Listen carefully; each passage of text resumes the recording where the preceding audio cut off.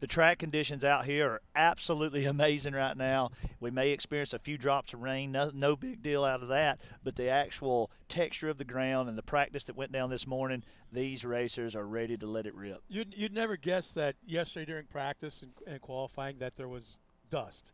After we were told, was it 30 inches of rain over the last 10 days? This ground was saturated. But the track crew, I like to say they stay in front of it. They stay on top of the dirt. They're constantly out there grading it, constantly out there watering it, there's no blue groove that is formed. There was no ruts that really were forming. They stay on top of it between each session of practice out there yesterday. Well, one thing to have such good track conditions, and then we talk about dust did come in. The reason that is because we have over 200 contestants out here that's burning this track up and having a lot of fun. We have a great youth program that's continuing to expand. I've got a buddy of mine. It's his son's first time racing. Pam's son's going to be out here again racing, which he's not small youth. He's getting into the big cars. But there's definitely a lot of fun racing action that's about to happen. If you're watching this right now, feel free to take a moment, hit share this with all the people that you know at home. Get the message out there. Let's spread the love. Let's get it out there so the sport continues to grow and our marketing partners continue to get developed, and we all grow this thing into one giant beast as this thing is just starting to evolve and grow rapidly. Well, you host, I guess you could say you host the drivers' meetings every race weekend, and it's neat when you get up there and you start talking about the entries. Yes. Every single weekend, every single drivers' meeting, there's more entries and more entries, and it's like a record is being set every single consecutive race weekend with the number of guys out here racing. So I may stand corrected. Someone may tell me later, but I believe from the middle of last year, starting in the July race, or maybe it was in August, every race since then, we've continued to set a record with entries, race over race, from the rest of last season all the way into this season. Each round it's continuing to grow,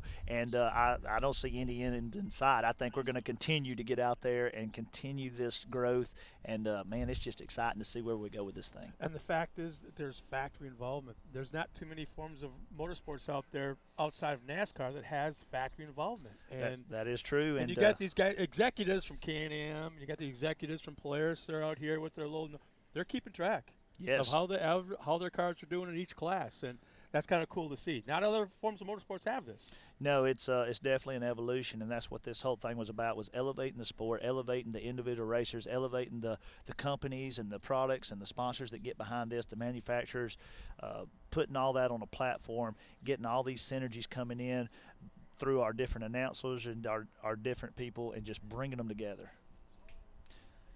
All righty. We are going to say a prayer to get our day started right now. If everybody would please observe silence with us and bow your heads. I'm going to say a prayer for safety today and over this track. Father, we come to you today. We just ask for your blessings and your favor. We are just blessed to be in this moment and in this time and place to be able to live in this country on this Memorial Day weekend as we remember all of our fallen and we remember our servicemen. Lord, we thank you for what they did and the fight that they went through to be able to allow us these opportunities and these freedoms. Lord, we hope that each racer that's here today races to the best of their ability with good sportsmanship, that you show favor and safety over them all throughout the day. For all the fans and the spectators that's here in this park and everyone watching at home and everyone we come in contact with, continue to bless, Lord, and just watch over and protect everyone. We ask all this in your name. Amen. All right, guys. I think we always start this thing with a good safety prayer, and I feel like it's always been in our favor, so I'm excited to see some wild action today. So, Scott, tell us a little bit about what we're going to be seeing as we go through some of these classes, and do you know what is going to be your favorite thing that you're looking forward to seeing today? My favorite, my favorite thing I'd have to say would be the 170s. The 170s? Me being an older, getting there up in age, I like to look at the future. Yes. And the future of this sport. And correct me if I'm wrong, but you kind of brought it up and touched on it. I believe the 170 class is the largest class of the entire weekend. That tells me one thing. The future of this sport is in very, very good hands. Yes, it is. And the thing about those kids is, Billy said it last night. We had a drivers meeting that was just for the drivers. Of course, you didn't see that at home, but I'll tell you a little bit about what was going on in that meeting. There were so many kids that starting to get in this thing. He's going to have to consider how he's going to break these things down because staging is so big now The lineup is so Yeah. big. We're going to have to consider class categories, age categories. There's a lot of things that's coming into play. So if you're interested in getting involved in that 170 program, You just better know do it now. you better get in there. We've got a lot of cool things that's happening there. And the awesome thing is when we go out and we work with these great companies that sponsor this part and partner with us marketing wise, they're excited about the future of the 170s because everybody can agree it's just the most heartwarming, just watching those kids, just the smiles on their faces and them being able to be outdoors and experience something that's maybe not behind a screen, which is different for today's children. Oh, yeah. They're out here living life. They're out here, the adrenaline's pumping. And we're talking about 7, 8 years old. What were you doing at 7 years old? Man, at 7 years old, a plastic sword banging it against a tree, middle of the woods somewhere. I mean, I don't know, falling out of trees, breaking my arm, Yeah, something like exactly. Well, and You know? I can't talk, so but even the 1,000 class. So we have the youth 1,000 class also. That these kids that have been in these 7 and 8 year old classes, they are now stepping up into the 1,000s already. Yeah, that's just as exciting as the evolution of the kids that's been with us the first couple years. They started in maybe a stock, then they went limited, then they went full-blown modified, then they're getting taller, they're getting bigger, they're getting stronger, they're moving into the next category of these manufacturers' machines coming out of a Polaris 170 and moving into a Polaris 1000. And then you've got this evolution that's happening. So we're literally watching these kids grow up and go through the ranks. Then they're going to go in as amateur, then they're going to go expert, and then we'll see some of these kids will go all the way to pro. And that's the dream.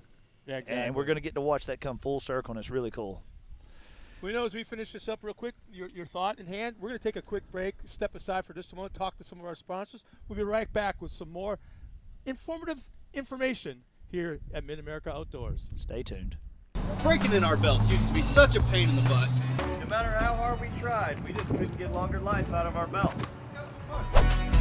That's why we're so excited when we found these new Gates Redline belts. They have a super simple 3-step process for breaking in your belt the right way.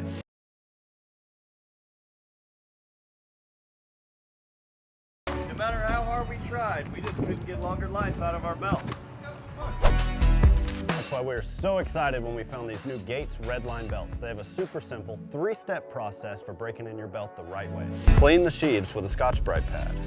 Remove any old belt residue, glazing, oil, or debris on the clutch sheath area with alcohol or acetone, and make sure the breather tubes are free of any old belt material.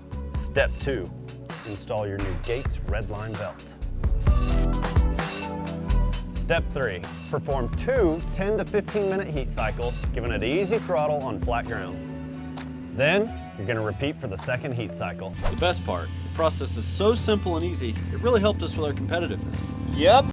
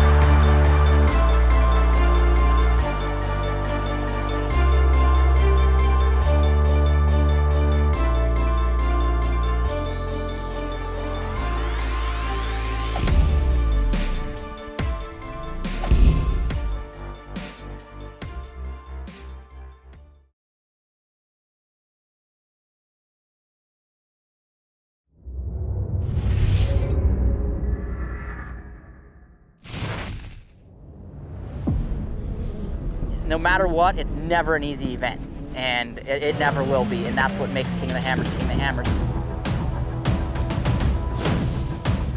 Tire choice is everything. I mean, to have a tire that's reliable and consistent and drives well out in the desert, but yet when we get to these crazy rock sections, still has grip and performs, and we can hit these sharp, jagged edge rocks and not have a problem, is what we need. And the Rockzillas definitely are second to none when it comes to the UTV tires.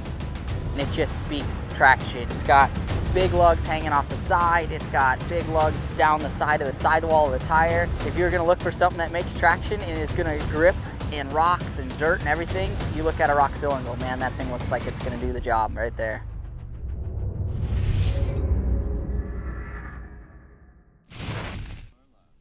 All right, welcome back to Mid-America Outdoors for round 3 of the Side-by-Side Championship Series. I'm Pam Hall, along with Scott Rain.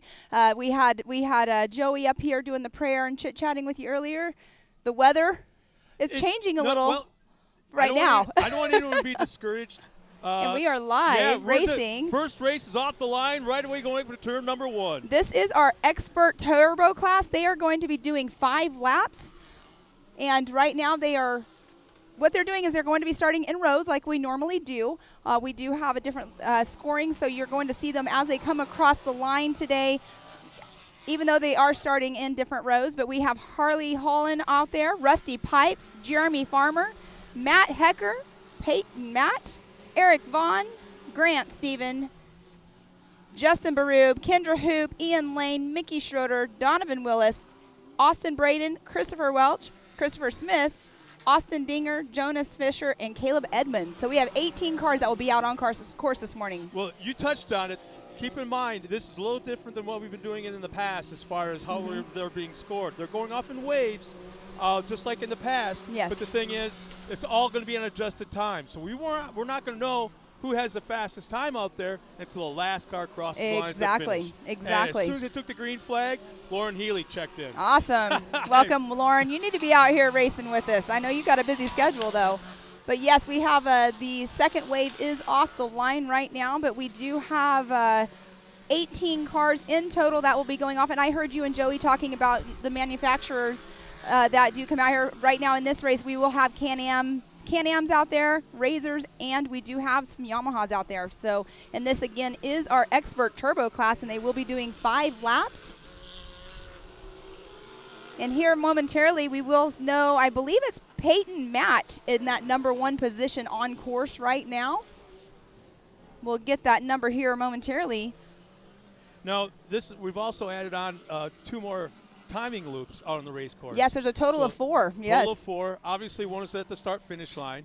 As they cross the line, we'll try to describe where they're at, but there's 4 timing loops, which will give us more accurate time. We're able to tell you the gaps in time now between each car as they cross those loops all throughout the race course. Exactly. It's pretty cool to have that out there on race course for everything to update. And they are right now, the leaders that came across so far did go through the, I'm not sure what we call that because the second turn is a Talladega. So off the start line, we do have that hairpin that they do go through every single lap. But that is such an exciting corner for them to begin this race on every time. The elevation change is amazing. They off the starting line, they probably drop down maybe 20 feet in elevation and then shoot up probably about 120 feet to the top of that 180 and then come right back down 180 feet. Exactly. Into a tight right-hander. So, yeah, it's a challenging first 200 yards of the race. Yes. I mean, we see lots of action always in that turn as well.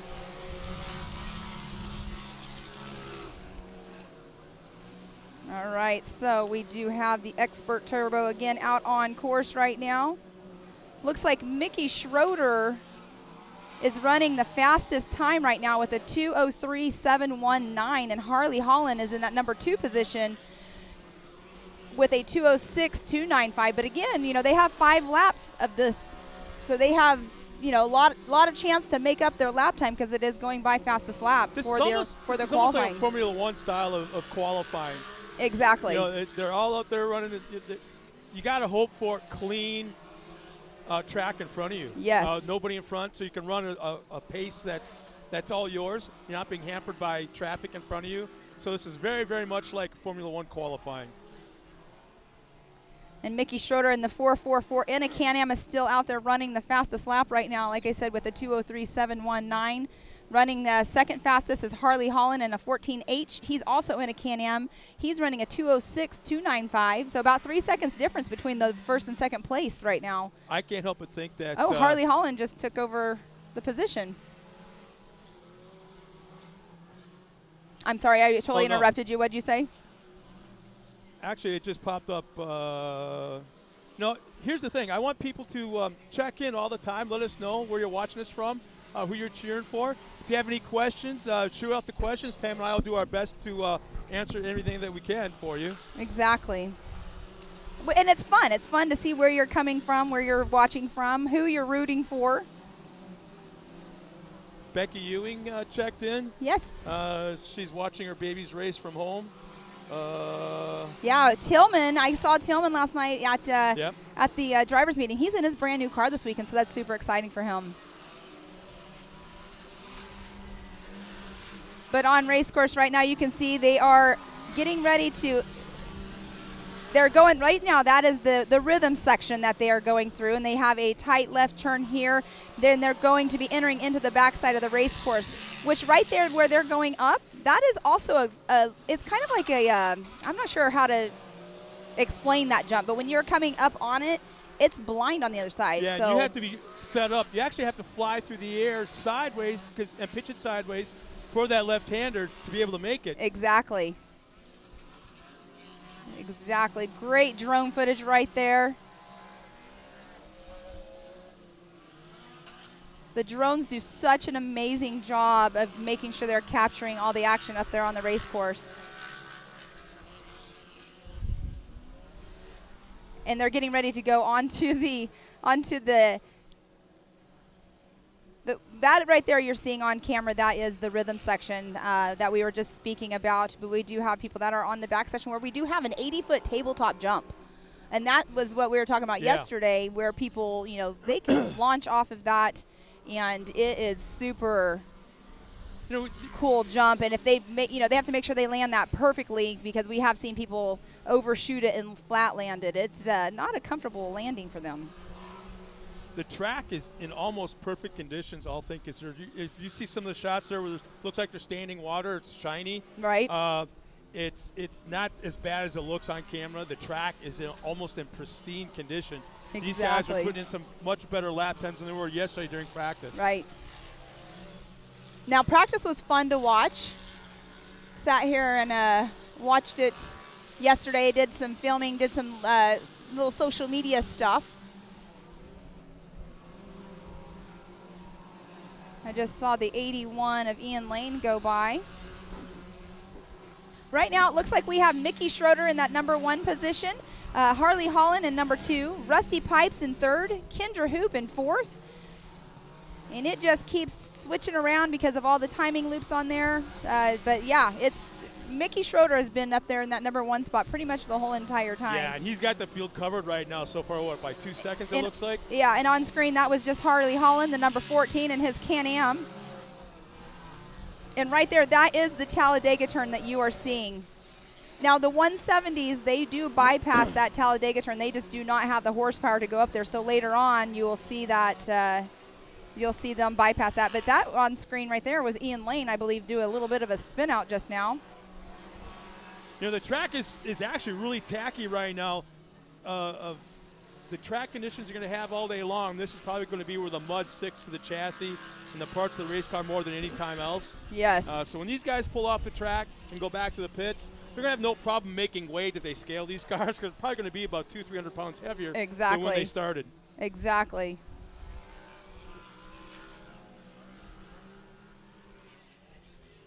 And that is the race line jump just now that you saw on screen. That is a jump that a lot of people yesterday were trying to figure out how hard they could push it to make sure they were landing perfectly on the other side of it. And that is Harley Holland you see on screen. He is on the back. White flag is out. Actually, I'm sorry, Pam. Yeah, white flag is out right now. We got I happen to notice we got a lot of veterans walking around this weekend already. We do. We got a couple of local chapters of the VFW, and they're here as well. We might have a real special opening ceremonies tomorrow morning with their involvement, so we hope we'll pull that off. But yeah, it's really neat to see some of these guys walking around in wearing their colors. Yes, I was noticing that this morning as well. Always make sure you thank any servicemen for sure, whether they're veterans or they're still active. I always make sure to show them my appreciation. The white flag is there. Mickey Schroeder still in that number 1 position with Austin Braden in that number 2 position. Harley Holland in 3rd. Austin Dinger 4th and Kendra Hoop in that 5th position. And of course, this can change at any moment. It depends on how hard they push their lap.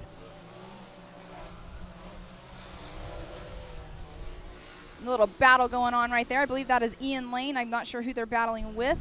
They're coming around the last turn before the checkered flag.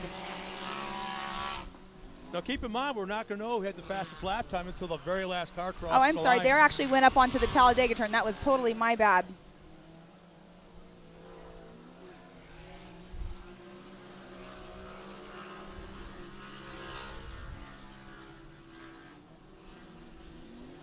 So we do have 3 cars that have not, we have Caleb Edmonds, Peyton Matt, and Donovan Willis.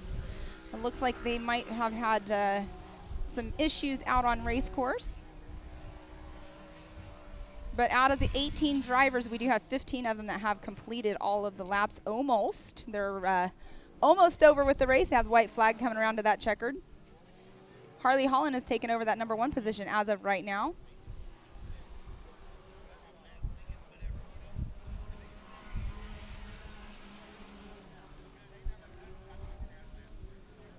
And that is Ian Lane you see on screen. He is on the backside of the race course getting ready to go over that 80-foot tabletop jump.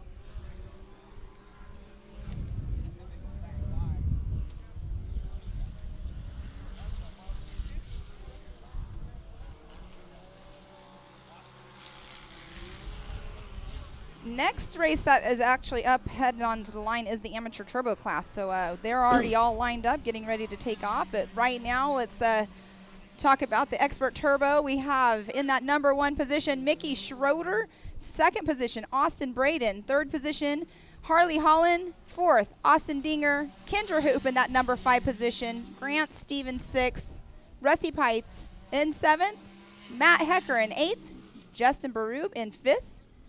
I'm sorry, in 9th. Let me rephrase that. He's in 10th. Eric Vaughn in that 11th position, Jeremy Farmer 12th. And we'll post these results up. You guys can actually go and watch the live timing yourself if you are at home at mao.livemotorsports.com. That's how you can watch the live timing as we see it here. Keep up with your favorite drivers. What was that again? It is mao.livemotorsports.com.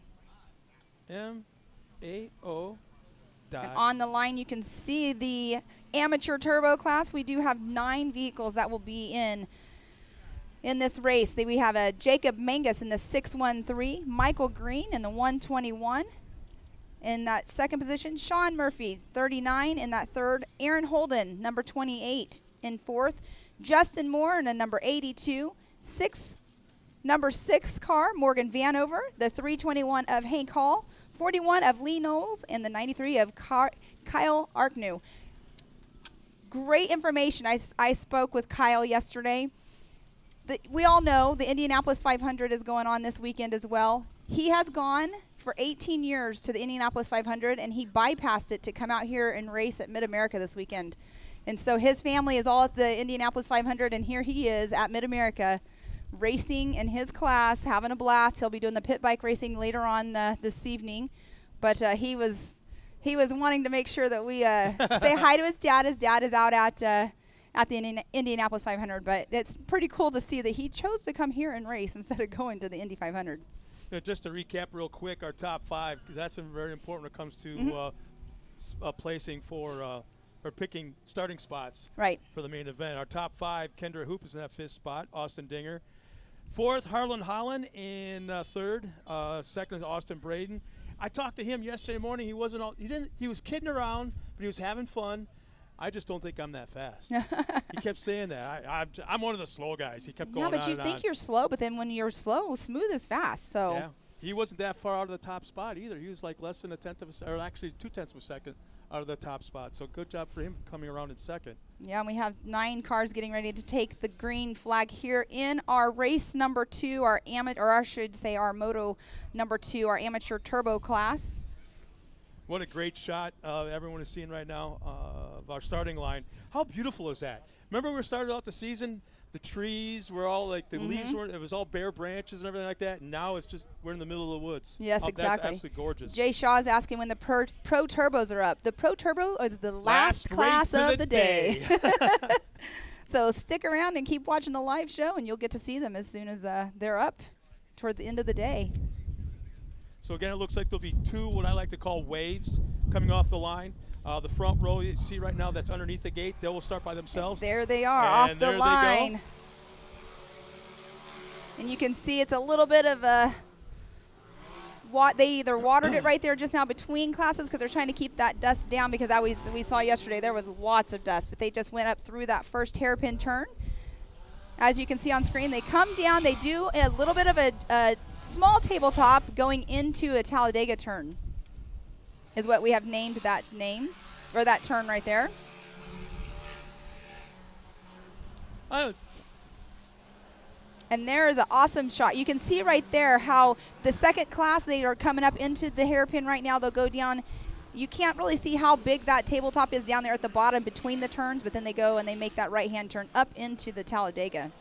So I gotta ask you, you have a special, you're kind of watching this race closer than probably the rest of them the entire day. Oh, I watch all of them. Oh, but they're all the same. There's a special, oh, there's one out there right now. You got your young boy out there. Yes, Hank he's out there. He's in a different car this weekend, but yeah, he'll be debuting his brand new car out here Labor Day weekend. That's actually him right there on screen. He in Truett Racing in RS1 in the turbo class. So he's actually in a non-aspirated car in the turbo class, because you can do that. You cannot race a turbo in a NA class, but you can race an NA in the turbo class. I don't want to call it this, but it's kind of what it is. You can step up, right? But you can't step back. Exactly. And look at the nice battle going on right there. I believe that might have been Lee Knowles and Jacob Mangus, but that is an awesome battle going on. That was the rhythm section. Oh, and there's the 19 of Hank Hall's spun out. It's a little bit muddy out there. Still getting used to the car. Right now, going into the second sector right now, Jacob Mangus has the quickest lap. Oh, and Lee Knowles, it just switched up. Lee Knowles has the fastest time on the next timing loop. Through the first sector, yeah. Yes.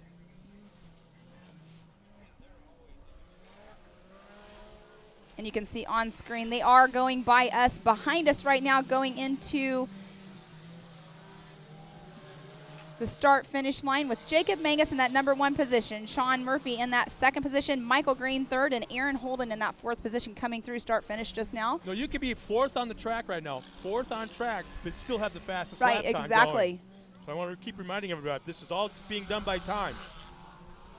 So that is the 613 of Jacob Mangus and Sean Murphy that have been going side by side through these corners. Looks like we have a yellow flag out over there right before the rhythm section. That little bit of a dog leg tight right-hander into a left-hander, and it looks like right rear suspension might be an issue. And on screen, that is the 41 of Lee Knowles.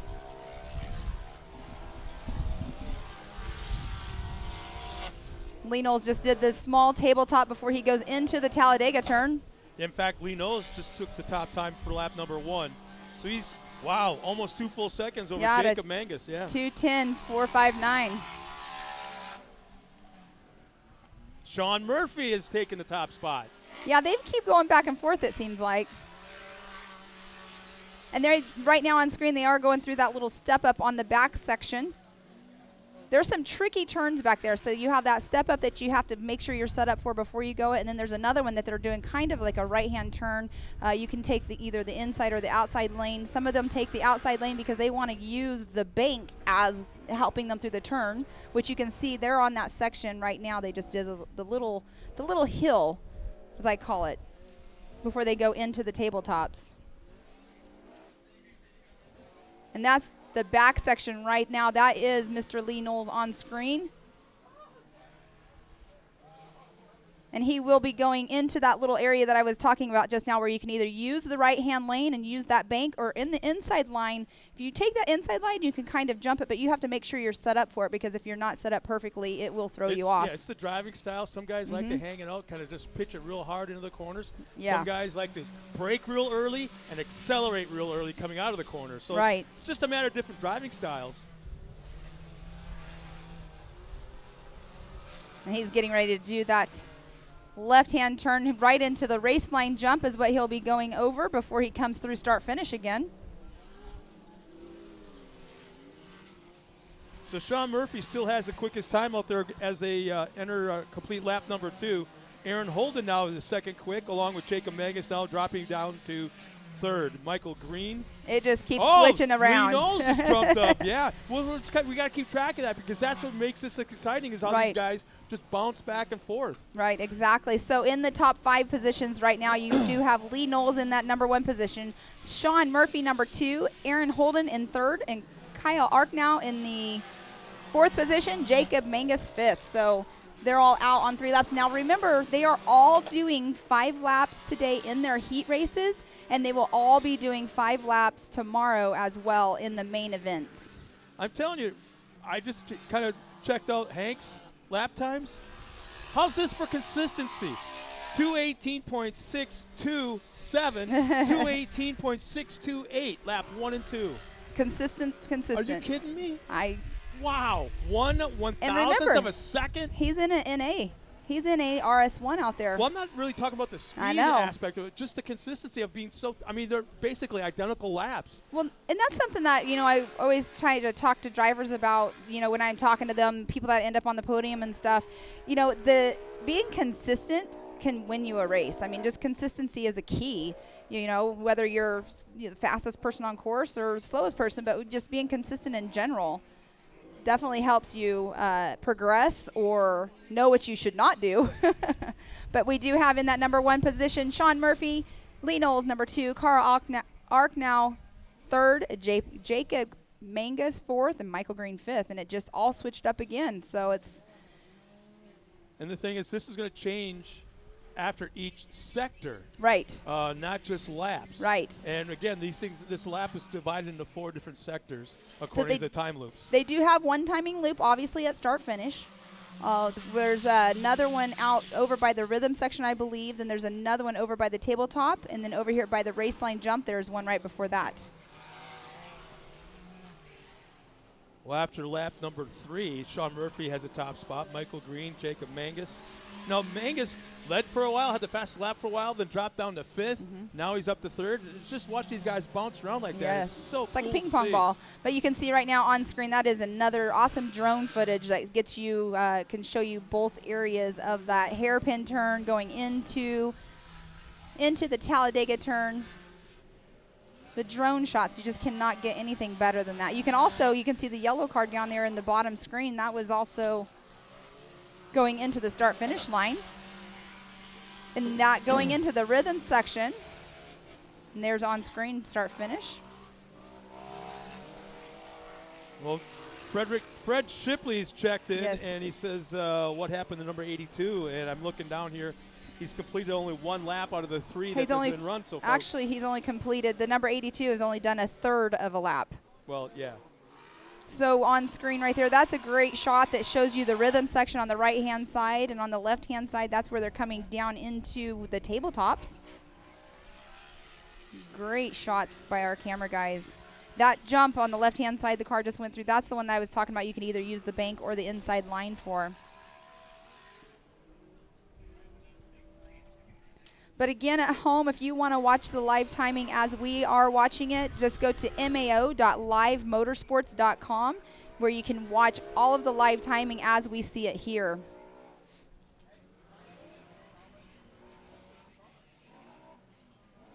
That's a whole great overview of the whole entire western side of the track. And that is the race line jump right there. That jump right there is another one that you have to know how to jump over it, because if you go launching off of it too hard, I mean, you're going to flat land on the other side. There's a lot of gas pedal, brake pedal playing with that. Some guys like to do it differently. Some guys like to just tap the brake right at the base of the takeoff and then nail the throttle. It gets that front end up in the air. Right. Some guys like to just nail it and get that front end up, but then they have to tap the brake to bring the front end back down. Exactly.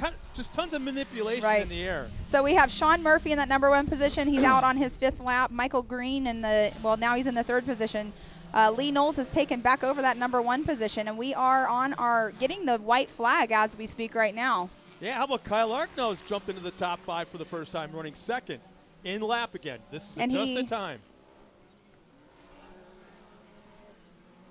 And on screen, that is the 81.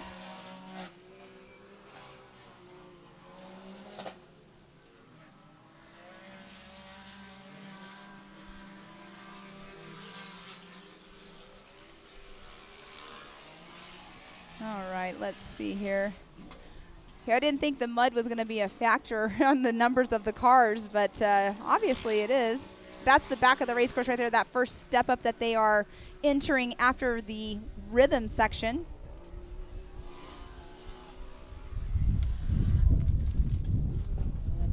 And here we are going into the rhythm section right now. It's a rhythm section, but we call it a non-rhythm section. Yeah. Because you can't jump, 2 of them, and you have to, that's why practice makes perfect. Double. Right. You have to single, then a triple. Looks like this one has a flat tire. Yeah, you nailed it. Yeah, right front. That's not the tire you want to go down, especially when this course has mostly left-hand turns.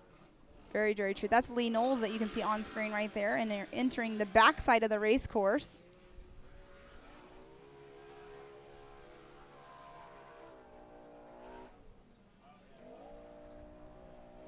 Kyle Whitney just checked in. It says, what drone setup are they using for the video? That's technically above my knowledge, but I'll try to find out for you, Kyle, so I'll get back to you on that. I believe they're FPV drones. I don't know if that means anything. Okay, so sounds like we have a DJI Mavic out there on course, and then 2 FPV drones. Oh, it looks like somebody is slowing up right there on the right-hand side of the screen going into the rhythm section. But I did see Lee Knowles and Kyle Arknow. They were kind of neck and neck. They'll be coming in right now, actually behind us, coming in and getting that checkered flag. So we have 3 cars across the line. We won't give away what the placements are so far because we have a few cars to finish the race. But right now, Lee Knowles has the top spot, and not by a whole lot.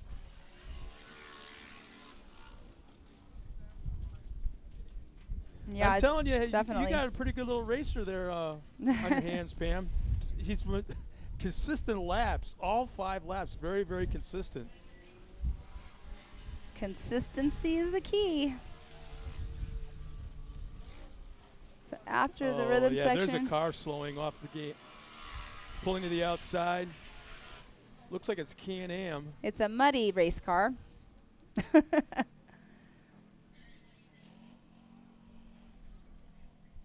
Not quite sure the number on that car. Basically just going at idle speed. Yeah, unfortunately. Let's see if we can pick up who it is. Oh, just shy. Looks like the 28 of Aaron Holden. Not sure what happened, but that is Aaron. Obviously all good because he was just cruising. Well, unfortunate. Dropped the window net, kicked the door open, and it looks like he only completed, 2 laps, just a little bit more than 2 laps. So he's had issues the entire time he was out there. Yes, for sure. That was the complete of our amateur turbo class. And we weren't able to run down the top 5 real quick, but we'll get back to that. There's a way we can go back to it. I'll show you. But next up off the line is going to be our 170 limited class.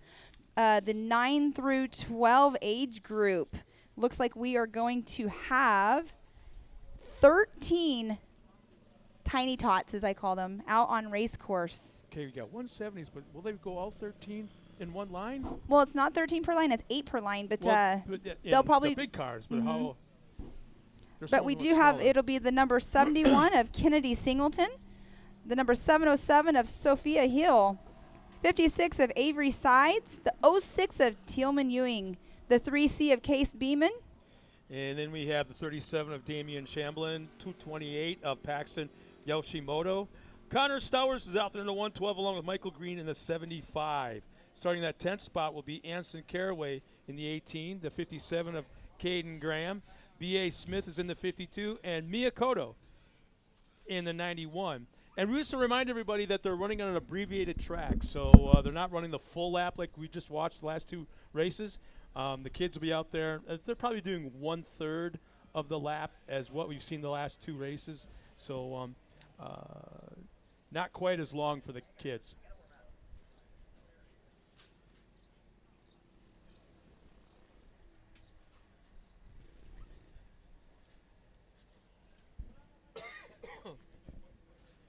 You know, Pam, some of the companies behind the scenes that have really brought Mid-America Short Course to the forefront, we got to talk about them a few times throughout the day, with no doubt. The Side-by-Side Championship Series would like to thank the Oklahoma Ford dealers as well as the Evolution Power Sports, Fuel Works, as well as Gates G-Force Belts, the High Lifter Company, HMF Racing, Maxxis Tire, who's got the full contingent out here. Beautiful, huge rig. If you like the color orange, you're going to have to stop by and see the guys from Maxxis Tire. Also, Moto Race Tire, they're here as well, along with Nitto, Polaris Race Wheels. They've got great representation Raceline Wheels, yeah. He's actually right over there watching the races. Yep. Rigid Industries, as well as Rugged Race Radios, are a huge supporter of Mid-America Outdoors.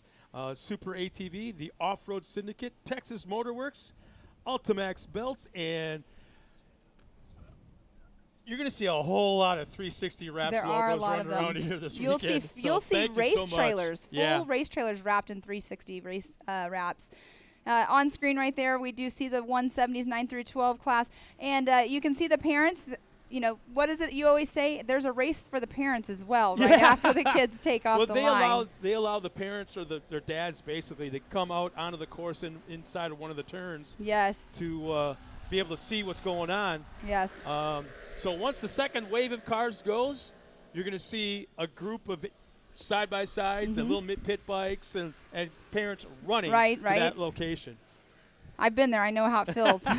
But as I was speaking earlier, see, they are bypassing the Talladega turn. These cars just don't have the horsepower to get up that turn, but they do shorten up the track for the 170s. As they cut across, they also don't even go through the rhythm section as well. You can see they're crossing over a bridge right there on screen. But they do go over that 80-foot tabletop where they're at right now, and they come around this left-hand sweeper. There's a little tiny jump there for them, and then they go over the race line jump before they come back into start-finish. But it looks like Kennedy Singleton has that got to that first marker in that first position right now. Case Beeman second, Damian Shamblin in that third. Avery Sides fourth, Paxton Yoshimoto fifth. Tealman Ewing in that brand new Hyson car for him. They were super excited about debuting that this weekend. Oh, we got a little bit of rain, yeah. That was the number 71 of Kennedy Singleton. I'm not sure what the second car was. Side by side. They are side by side going over that little bit of a tabletop jump here. I believe that is the number 3C of Case Beeman. So that'll be Case Beeman and Kennedy Singleton that are in the 1 and 2 spots on course physically, but it's all about time, not physical position.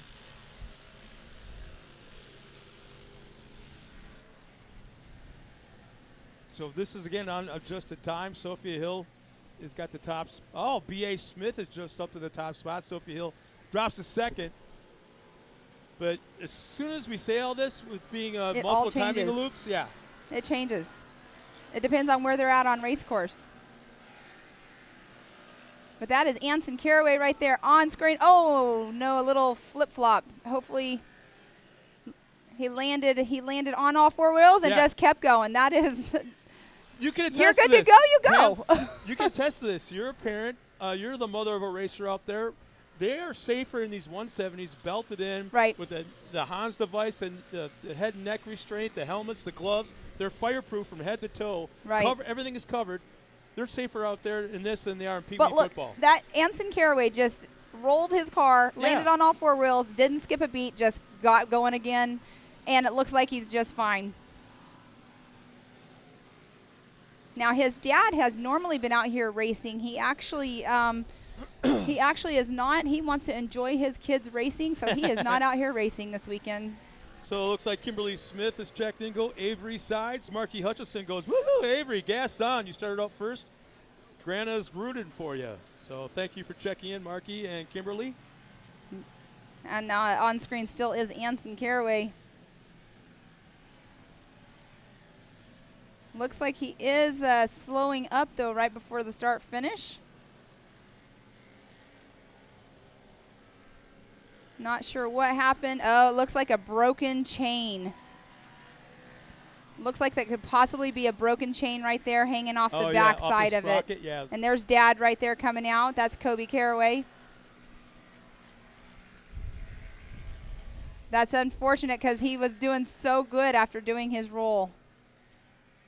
And he is right there at that start-finish line.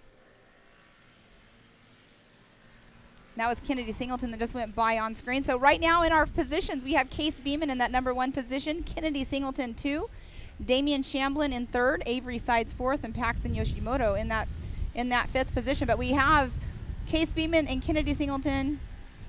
Well, they're all crossing the line right now, going through, getting that white flag here shortly. But they do have 5 laps They're running as well. 5 laps, yeah. They're just completing lap number 3 right now. As we have, like you said, initially 13 cars out on the course. Tillman Ewing's doing good out there in that number 6 position right now in his brand new car. You gotta like when you see a new manufacturer come in and somebody's trying it. Everybody's out there basically on Polaris's, but when you have somebody like the Ewings want to try something different, right? That's really neat to see. Yeah, Tillman's got quite the backing too. He has Jamie McCoy backing him and a bunch of other sponsors as well. Him and his sister. His sister will be out here racing herself.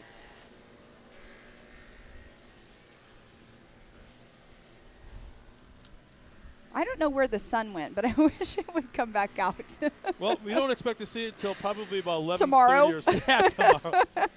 I mean, when I looked love at it the last weather night, here, though. it was supposed to be like 84, 85 today and sunny. Yeah. And then this morning I looked at it, and it said thunderstorms right around 11-ish. I don't think we have that's another rollover on screen right there. That is in the corner here, right here behind us. Not sure of who it was. Now, we should mention you see a lot of guys running out onto the race course and helping some of these kids. Here's the thing. We got trained track officials out there, and I mean trained. They've gone through the process of what to do, the proper way to do certain things. That is Kobe Caraway again. Or not Kobe Caraway. That is Anson Caraway. He just did another rollover. That's when you know they're pushing their limits. They're pushing the limits. Well, even as young racing, kids, they're you got to find learning. the line. You got to find where that line is, yeah. Exactly. But like I started to say, the track crews out there, they're the first ones there. Make sure the kids are okay. Yeah. Secondly, make sure the car's okay, and then they get up on all fours, and if they can go underway, they get them shoved off, and off they go. You know, safety first, and our track crew is amazing. They are right there every single time. As we saw yesterday in practice, there were a lot of people pushing their limits, trying to find out, you know, what their lines should be on race course, and there was a lot of people out there pushing it a little too hard yesterday. But I don't know if you noticed it in practice yesterday. Again, just like last round, tires. Tires, yes. Flat tires. That was an issue. This course was so abrasive with lots of rocks. That's a great drone shot right there of the race line jump, and then right there in the background you can see all the vehicles of the parents and the people that are here watching these little tykes out here. But we have Case Beeman in that number 1 position, Kennedy Singleton 2, Avery Sides 3rd, Damian Shamblin 5th, Paxton Yoshimoto in that 5th position. That is right now until all the cars cross the line. That is our top 5 for our 170 9 through 12 limited class. So I'm really anxious to see if we got any more shuffling going on, as we still have probably, what, six cars to finish? Looks like Tillman just came in that number 7 position. But, yeah, there was a little – Miyakato came in and moved Damian Shamblin down to that number 5 position from the 4th position. Lots of action out there on the race course just now with the 179 through 12 class. So like you said, Tillman Ewing crosses the line in that 7th spot. Connor Stowers, 8th. Sophia Hill, 9th. We still have, 4 cars to come across. Anson Caraway's only completed 2 laps. That was Anson who did that little rollover. So Michael Green comes across in the top 10. Sophia Hill will be 11th. And Caden Graham, who had an issue earlier as well, looked like we'll be coming across the line in 12th. And that'll take care of our 170s. All right, next off the line will be the 170 limited class, the 6 through 8 age group. And we will have 15 of them on the track today. So we will have the 111 of Easton Helms, 47Y of Maggie Flores, the 113 of Bear Medlin, 63 of Cody St. Peter. Look, I'm sorry, Code St. Peter. Sorry, Dad, you're giving me a hard time about it. The 21 of Tanner Thompson, the 22 of Caden Vanover, 7 of Jace Beziski, 11 of Luke Anderson, the 44 of Tucker Berza, and the 402 of Hudson Wilson. And the 86 will be starting 11th will be Harper Willis. Bentley Fagan will start 12th in the 135. Blaine Singleton will start 13th at 98. Starting 14th will be another, Heisen? Heisen. Another Heisen will be starting with Slade Dowden behind the wheel in number 8. And Camden Ledbetter and the Polaris will be starting 15th in the 356. This might be 3 waves, 15 cars? It more than likely will be. I'm not sure. We can see on screen right there how he has it set up there. So we have 1, 2, and then you have it on the other side. So it might be 2 waves. 4. Well, where are they?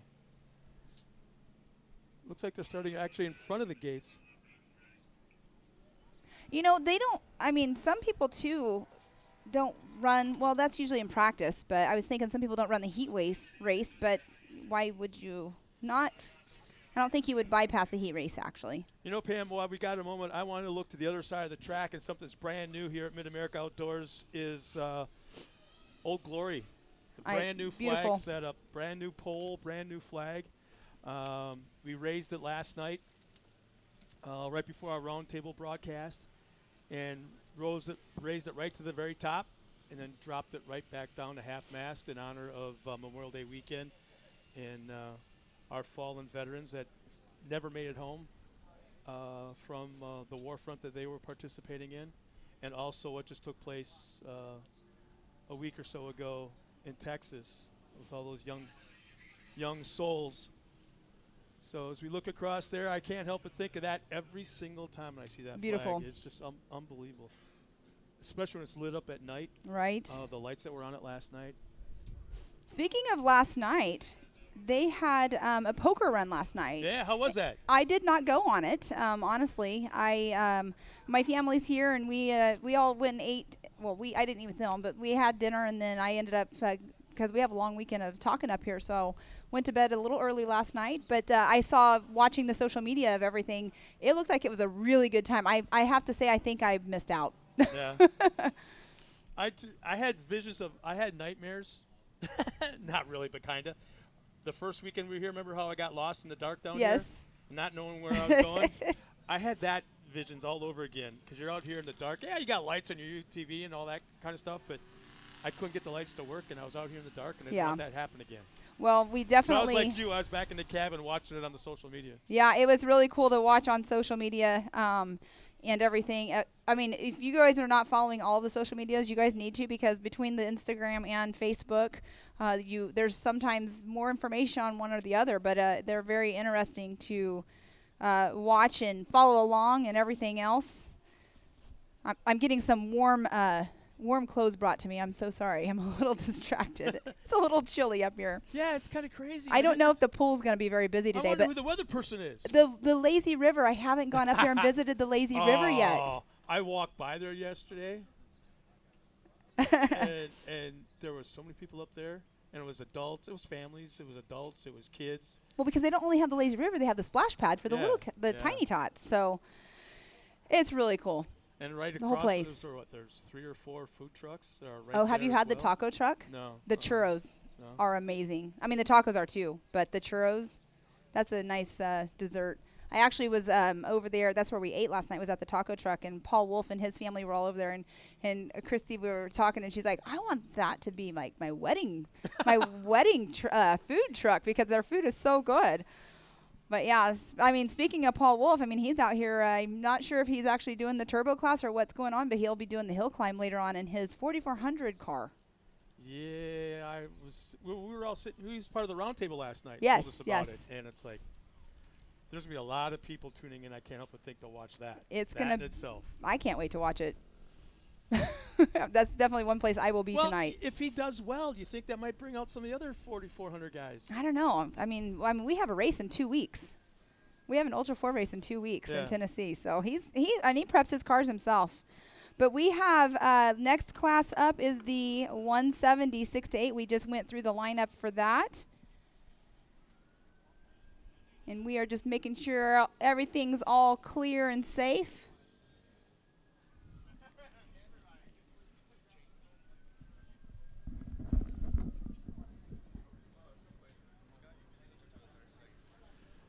Well, we have a little break in the action. We still have our 170s lining up at the staging lane. Let's take a step aside real quick and a few words from our sponsors. We'll be right back with more racing action from right here at Mid-America Outdoors. Ready for any challenge. Maxxis tires can handle even the most punishing off-road conditions.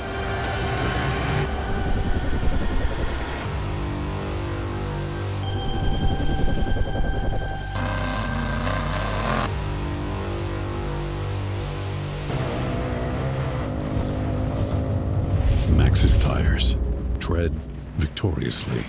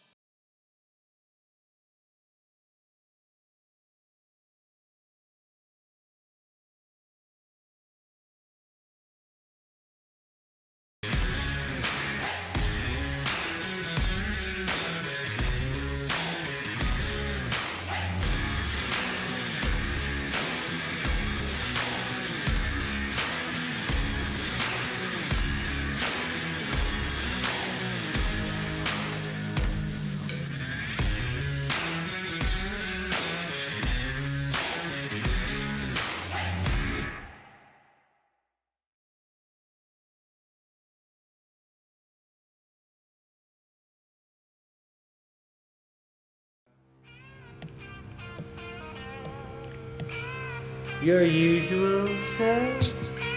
Please. The sound of a 1000cc turbo engine cranking at 8,000 RPMs just got better.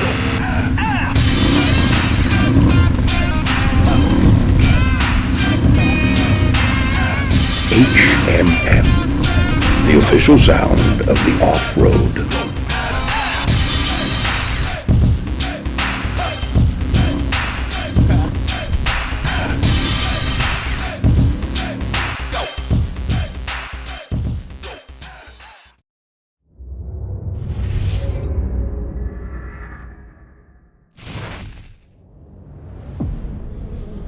No matter what, it's never an easy event, and it never will be, and that's what makes King of the Hammers King of the Hammers.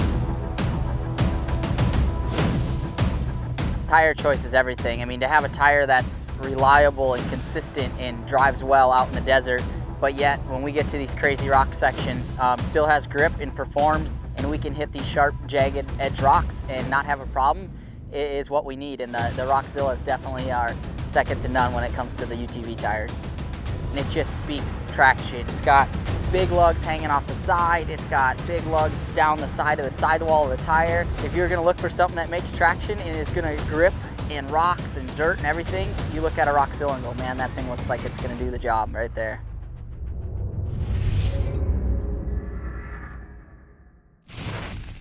No matter how hard we tried, we just couldn't get longer life out of our belts. That's why we were so excited when we found these new Gates Redline belts. They have a super simple 3-step process for breaking in your belt the right way. Clean the sheaths with a Scotch-Brite pad. Remove any old belt residue, glazing, oil, or debris on the clutch sheath area with alcohol or acetone, and make sure the breather tubes are free of any old belt material. Step 2, install your new Gates Redline belt. Step 3, perform 2 10 to 15 minute heat cycles, giving it easy throttle on flat ground.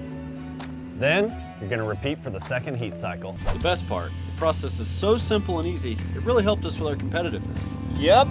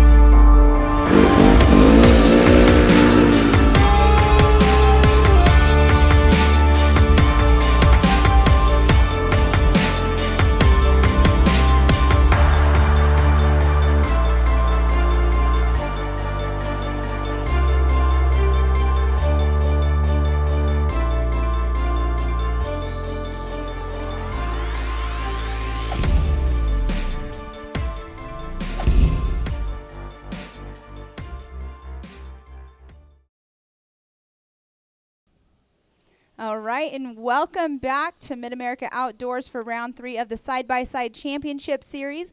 We are on Moto 4. It's going to be the 170 limited 6 through 8 class. You can see they're all lined up, getting ready to take off here momentarily. We have the drones going up in the air. They're already up in the air, as you can see there. But we have lots of cameras out on race course today. Lots of action has been happening out there on course, and we are only on Moto number 4. Scott, we have just 4 more motos to go for the day, I believe, and then we have a couple more than that, but it's been fun already this morning. Learning a lot. I mean, that's the thing. When Joey and I were talking up here earlier this day, the number of entries broke another record here at Mid-America Outdoors this weekend, and we talk about growing the fan base and bringing more sponsors into this series. But there's more racers coming in, and all the classes. Exactly. And love the fact that there's factory involvement. We brought that up again.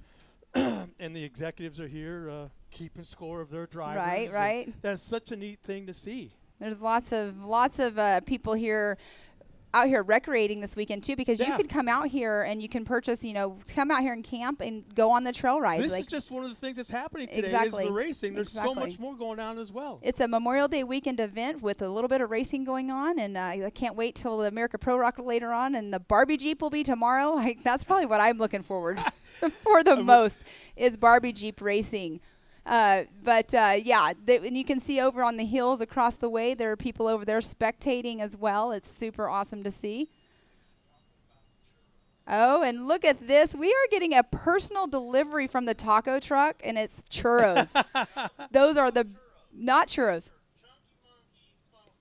Oh, Chunky Monkey funnel cake fries. I have not tried those.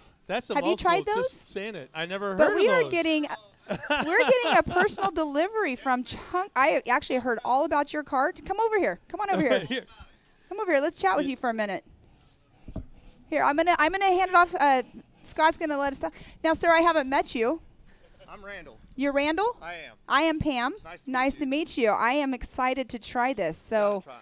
Powdered sugar, got your caramel dip on there. Oh, caramel is my favorite. I'm gonna show you guys at home. Look at what he just brought us.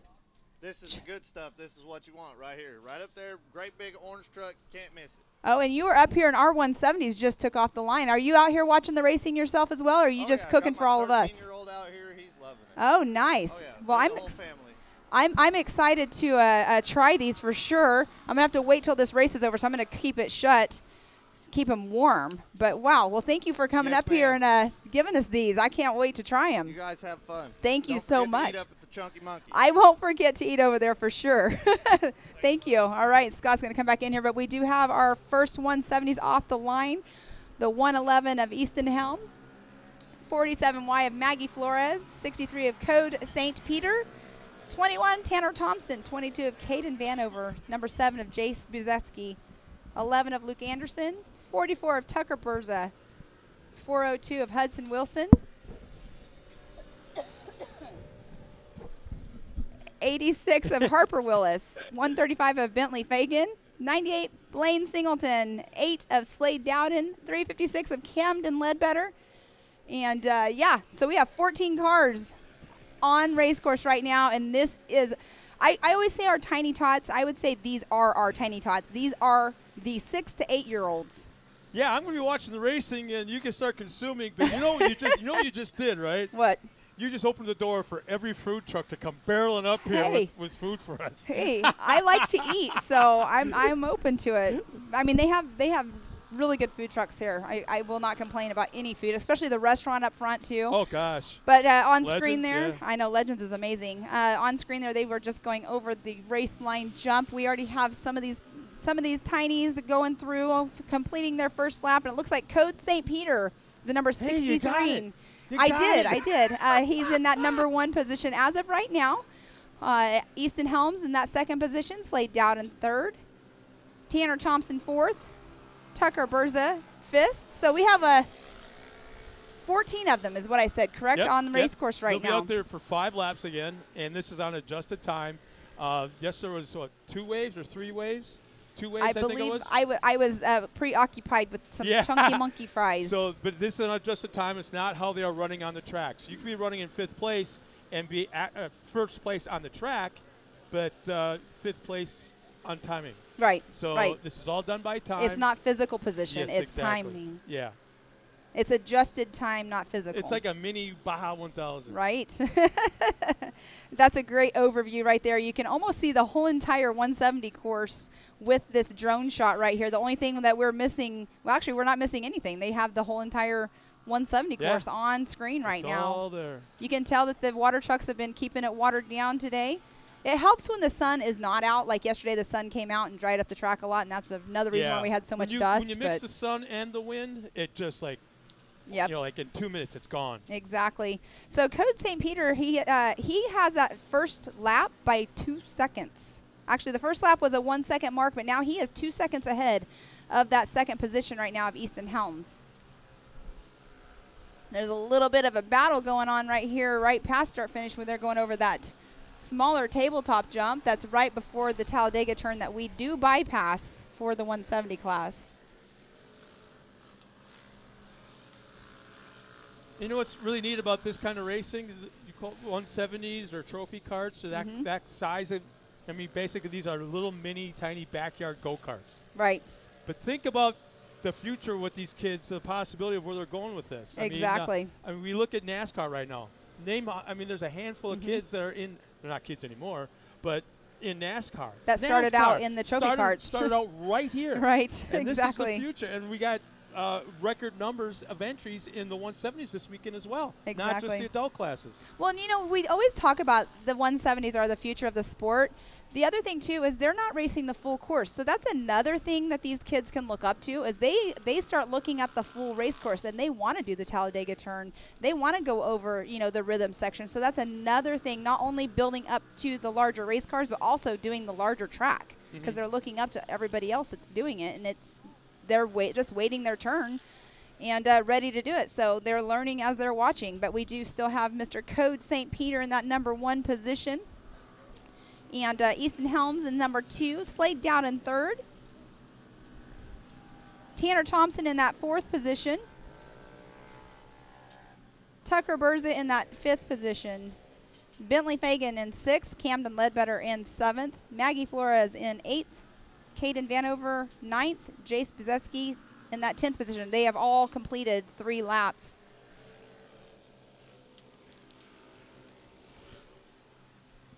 And that is another great overview of the race course from a different angle. But right there on the middle right-hand side of your screen, you can see that's where they are cutting out Talladega turn, and they keep going straight through there over a bridge. There's a creek crossing right there that they are going over, and they turn left into that 80-foot tabletop jump. As you can see, they do get a little bit of air right there. Such a great learning experience for all of these kids. There's quite the race going on between those 4 cars. And, you know, doing open wheel racing like they're doing, it's great learning for them to, you know, hold their lines. Don't be going all over the race course. I think what the biggest thing is the turns, learning how to turn. Right. Keeping that momentum up, not like braking hard, then putting around the corner, and then try to drag race to the next turn. Exactly. And then do it all over again. No, this is keeping the speed up, momentum up out through the corner. And, I mean, Jimmy Johnson's the one that talks about that more than anything, of him coming off from the dirt, whether it be desert racing or short course or Mickey Thompson, is keeping that momentum up. Right, momentum is key for sure.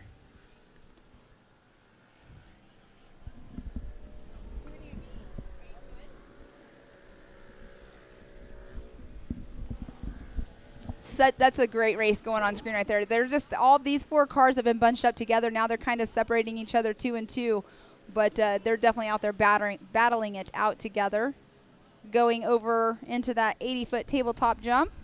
Yeah, on adjusted time right now, our top 5, Code St. Peter, Easton Helms in that 2nd spot, Tanner Thompson, Slade Dowden, and Tucker Berza in that 5th spot. But how about Slade in that Heisen? Another one of those cars that are out there doing something different than everybody else.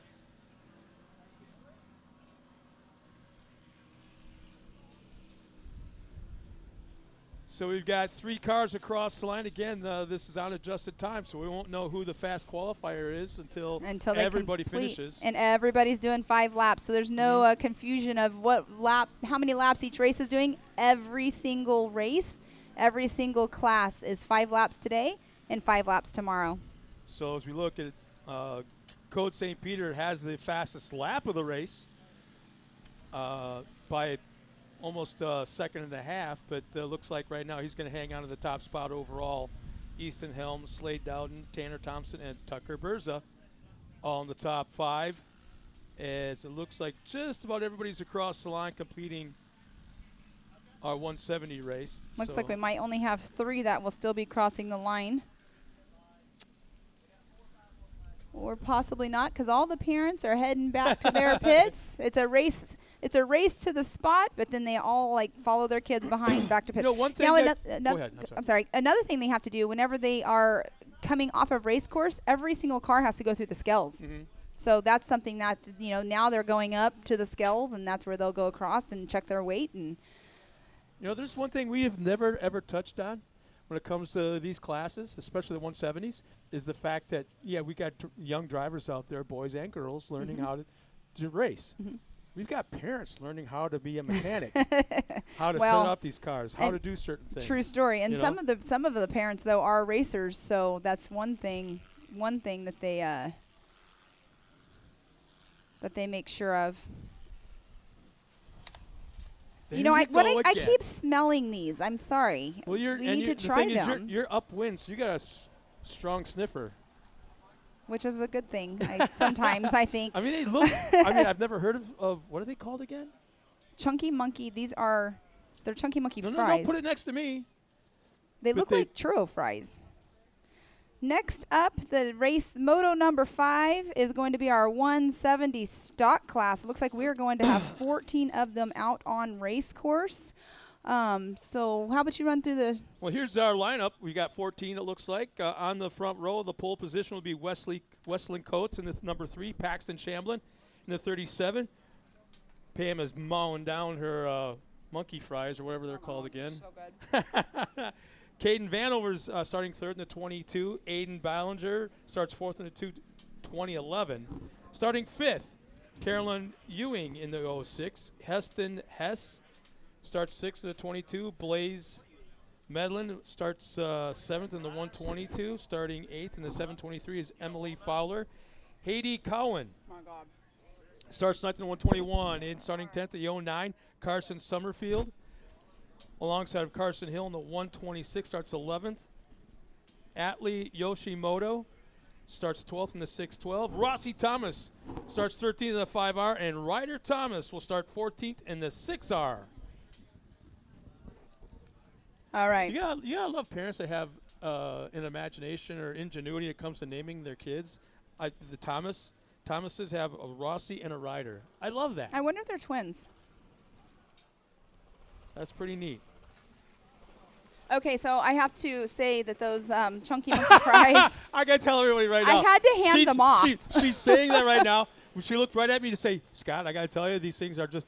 All of a sudden, your eyes got really big. Oh my gosh! I mean, those churros are the best churros I've ever had. I've never had anything like that before. Oh, we got the green flag is out in the 170 stocks. We do. Off the line, looks like the number 06. I believe that would be Carolina Claire. She hopped out front and got the little hole shot right there. Caroline Claire Ewing. Yes, her brother Tillman was up earlier in that brand new Hyson. She's the one that Grandma's at home watching the babies. Becky is back home watching. Second wave is taking off.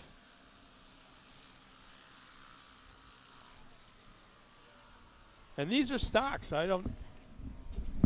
Stock cars, basically right off the showroom floor, with certain safety modifications.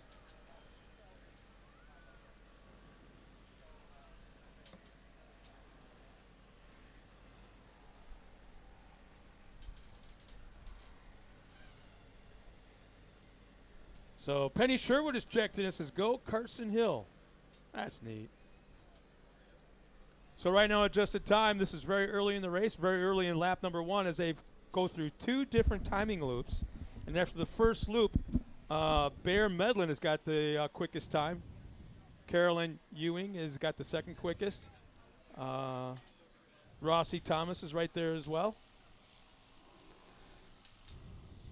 Yeah, and going through behind us right there is the 113 and the 2011. So the 113 of, well, the 2011 of Aiden Ballinger You know, I got to think. on screen right there, you can see. If I wanted my granddaughter to get into racing, if she kept bugging me, but I don't want a pony. I don't want to do this. I don't want to do that. You know, I don't want dance lessons. I want to race. I'm pretty sure this is where I'd want her to start, right here. You know, all Right. belted in. I mean, you can't get more safer than that. Exactly. I know. You definitely. I mean, I love motorcycles and I love motocross and I love watching it. My kid likes to ride his motorcycle, but in reality, I never wanted him to race motocross, which is a good thing because he's already been injured motorcycle riding. So I'm glad he's been in a cage since he was 5 years old. But these little guys and girls out there, I just, like we all keep saying, future of the sport. These tiny tots are loving it out there, competing. You know, they're learning a lot. They're learning patience as well because sometimes you can't just, you know, pass a car. You have to wait till it's the right time to get past them. Make sure you're clear. You have a spotter over there telling you, you know, when you're clear as well. That's another thing that's really good. Some parents will say they don't like it, but personally, I think it is good to have a spotter out there. Oh, yeah, But absolutely. there are some parents that don't like it. Well, why? I don't know why. They can't give you a I good don't know. reason. I'm I not just sure can't. why, but I mean, just in the other racing world that we've been in with other racers and everything, there's some that it was mainly circle track. Out here with off-roading is a little bit different, but with circle track racing, a lot of the parents were like, they don't need spotters, but Yeah, I think. But you for do. me, that's a one-dimensional. That's a one-dimensional sport. You're just a left turn, Right. left turn, left turn. So it's one-dimensional. Off-road, I like to call it four-dimensional because Right. you're left, right, up, and down. Very, very true. And you're in the air. You're in uncontrolled circumstances where you could be in the air. Mhm. And I see it as another safety factor. Right. Another degree of safety. Right, I do too. I 100% agree. I mean, it wasn't very many. I just remember in my other racing world. But I love it, though. The parents, you want to be out there. You want to be spotting your kid. You're wanting to teach them safety. So Sometimes that's the only time the kids listen is when right, they're being right. spotted for. Well, and with other racing associations, like here, you have to have a spotter. You have to have a spotter check in. And it is definitely a bonus that you have to make sure, hey, you have a spotter here, you check them in, they're there, you know they're there, you know that if something happens on course and they're not listening to race control, because race control can talk to these kids. But the kids can't talk back. Exactly. They've actually got two radios in those cars. One is for the spotter, where they can talk back and forth with the spotter. Uh-huh. And then the other radio is a listen only. And look at that great drone footage right there. I'm sorry, I'm going to interrupt you. That is Atlee Yoshimoto out there running the American flag, but that is such a great drone footage right there following Atlee. I love these drone shots. And how close they can get to the cars as well. Remember at KOH, 2 years ago I think it is now? One of our drone pilots actually flew under a car while it was running. Oh, I don't remember that. Well, it was, I was always in remote pits, so I'm not sure. Out in, gosh, I can't remember where it was, but they were climbing a rock. So it was like at speed, but not real fast, but not real slow. So it's up in the air at probably about a 90-degree angle, and the drone actually flew underneath the car. That's awesome. And that's a great drone footage right there of them crossing over the start-finish line as they make that hairpin turn into this small tabletop jump. So right now, our top five, this is on adjusted time now, not by placement on the race course, but on adjusted time. Our top five, Carson Summerfield in that fifth spot. Aiden Ballinger is running in that fourth on adjusted time. Rossi Thomas was leading for a little bit, now falls back to third. Bear Medlin's been in the top three since the start, and Carolyn Ewing, I think, like you said, pulled the whole shot. So she's been bouncing back and forth, and now is back up in the top spot on adjusted time. I didn't confirm it with Dad, her dad Jamie. I know that when Tillman was going into his new car, she was, I believe, going to move into his old car, so she might be running Tillman's old car. I'll have to confirm that. Or Grandma, Becky, if you're watching still, you can chime in and let us know that. But I believe that was what was going on. But great drone footage, making that little left-hand turn going over the 80-foot tabletop jump. No, we're looking at, what are these in there, 12 horsepower, I think? Not even Sure. We're right around there. I want to say like 12 to 14, probably 12 horsepower. But we are in the stock class. Now, they do have a 650-pound minimum weight. They can't weigh under 650 pounds. That's one of their rules to that class.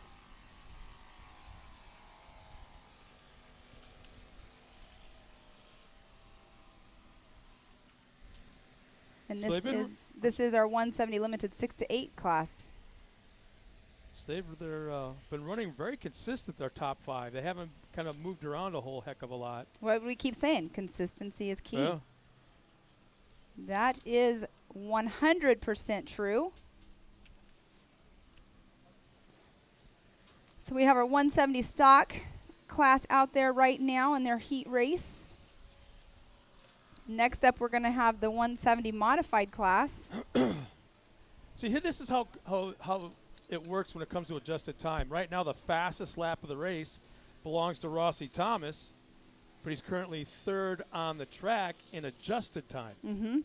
So that's how having 2 timing loops out there is able to keep track of these guys right up to the last minute.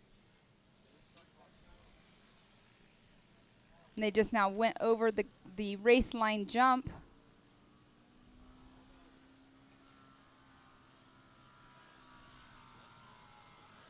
Going through, they're getting that white flag as we speak. It's a checkered flag. That was the checkered flag? I'm sorry, I can't quite see it, but they are going off track, so yes, that is the checkered flag. They were only doing 4 laps, is what this screen is saying here. Let's just double check that.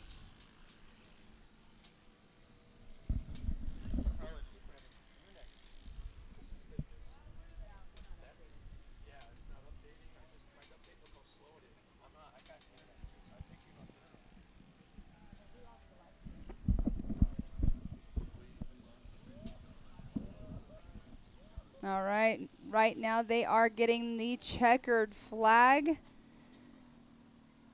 The parents will start coming off course here in just a moment as well. That's how we know the race is over, when all the parents are right behind them all. There they go. You got 1, 2, 3 4-wheelers, a couple of side-by-sides, a golf cart, a couple of pit bikes, all racing back to the pits. Mr. Tillman's right here. He was out here watching his sister just now. Good job, Tillman. We'll give you an update when we get it as far as how the finishing order was and who was in our top 5 in times. Who do we have coming up next, Pam? Next up, we will have the 170 modified class. Now, the modified class is a little bit different. They can modify the engine, the intake, the exhaust, and the transmission. They have a 500-pound minimum weight limit, is what I am reading here from some notes I got. Modifications, and they can make them lighter. Well, here's our lineup on the 170 mods. On the front row, sitting on the pole, will be the number 71 of Kennedy Singleton, alongside will be the 57 of Caden Graham. Starting 3rd will be this young man's out there for the 2nd time already this morning. And is it noon yet? Nope, not even noon. He's been getting ready for his 2nd race. He starts 3rd in the 63 is Code St. Peter. Starting 4th will be the 3C of Case Beeman. Michael Green will start 5th in the 75. Riley Jones starts 6th in the 36. Avery Sides will start 7th in the 56. And then the number 8th position, the 47Y of Maggie Flores. 9th, the 538 of Briley Lutz. The 10th position, 21 of Tanner Thompson. The 11th position, the number 3 of Waylon Coates. And the 12th position, the number 52 of another driver that's already been out on race course once today, B.A. Smith. And then the number 13th position, running the 14, the Savannah Bujetsky. The 14th position, the 402 of Hudson Wilson. So we will have 14 cars out on race course again. It's fun to see so many tiny tots, and you can see the lineup right there on screen again. Well, you're going to see what exactly a stock UTV looks like, 170, and now a modified, real quick in just a moment. That, and you can tell, you can hear the difference as well. Yeah, exactly.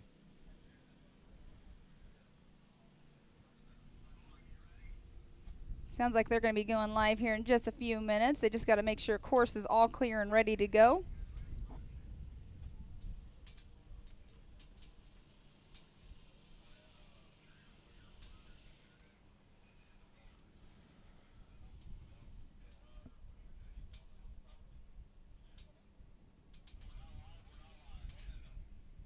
But on screen there, you can see them all lined up. You can tell that they keep the track down watered over there by the start line. Definitely want to make sure the dust stays down over in that area for sure. I don't think we're going to really have a dust problem today unless the sun decides to peek out. Yeah, exactly. And right now it's still overcast, 100% overcast, but in a really nice kind of way. Yes, I'm not going to complain at all. I've spent most of my life in the sun and a little bit of shade like this by the clouds. Doesn't bother me one bit. Nope. And they actually put our awning out earlier because there were a few raindrops and there's so many electronics out here. They do not want them to get wet. And I don't think that's going to be an issue anymore. No. A threat of rain. It's just overcast. But a beautiful day. Geez, just the same. And I can't get over the difference. I keep going back to the trees and the green. Green flag is out. We're underway. Here we go at the start of the 170 mods. And, yeah, look at the difference in the speed right here. The speed, the sound. Woo! And that getting that whole shot was the number 63. Yep. The 63 of Code St. Peter. And they are all bunched up there. You know, the 7 cars behind Code are definitely battling it out already. Then we got our second line going off. The 21 looks like he's pulled the whole shot. In the second lane. And the 21 is Tanner Thompson. There's been no doubt about it. There's been some stiff racing going down. All right, so when we jump back in here, we just finished with our last 170 mod, correct? Yep, 170 mod. Now we're jumping into Expert NA. So I saw a few guys out there on the gas in that last race. We were talking about Code. We were talking about Tanner. And, man, the 360 car, she had a little bit of bad luck. Had a problem. On the backstretch. Yeah, that car, man, Code St. Peter, I don't know what Tom's doing over there, but Tom's got that car on rails. And Code showed us how to do that just now in that 170 mod. But, man, I'm excited. Expert NA, we're about to get to see Mangus, Cuevas, Philbin. Oh, everybody can hear us now and see us. We're back live. If you're joining the live show, we What's appreciate up? you being on the live show with us. Take a few moments and share it everywhere that you can. Get Absolutely. that thing out there and Facebook land and Instagram and get that thing around. Let's spread the message. Let's spread the love for these racers, their families, and then also for all our great marketing partners and everything. And let's grow the sport. Yeah, absolutely. I'm excited to be here, man. I'm excited for this Expert NA. Joey and I were standing over here on the side a minute ago, and we heard a rumor that Chad Mayo. No, this wasn't a rumor. Oh, it's not a rumor. No, it's real. real. I heard we had some questions because you heard last night. So let me just tell you the story. Chad's about to get out there in Expert NA, and he's wearing his wife's racing suit. Why would he be doing that? I'll tell you why.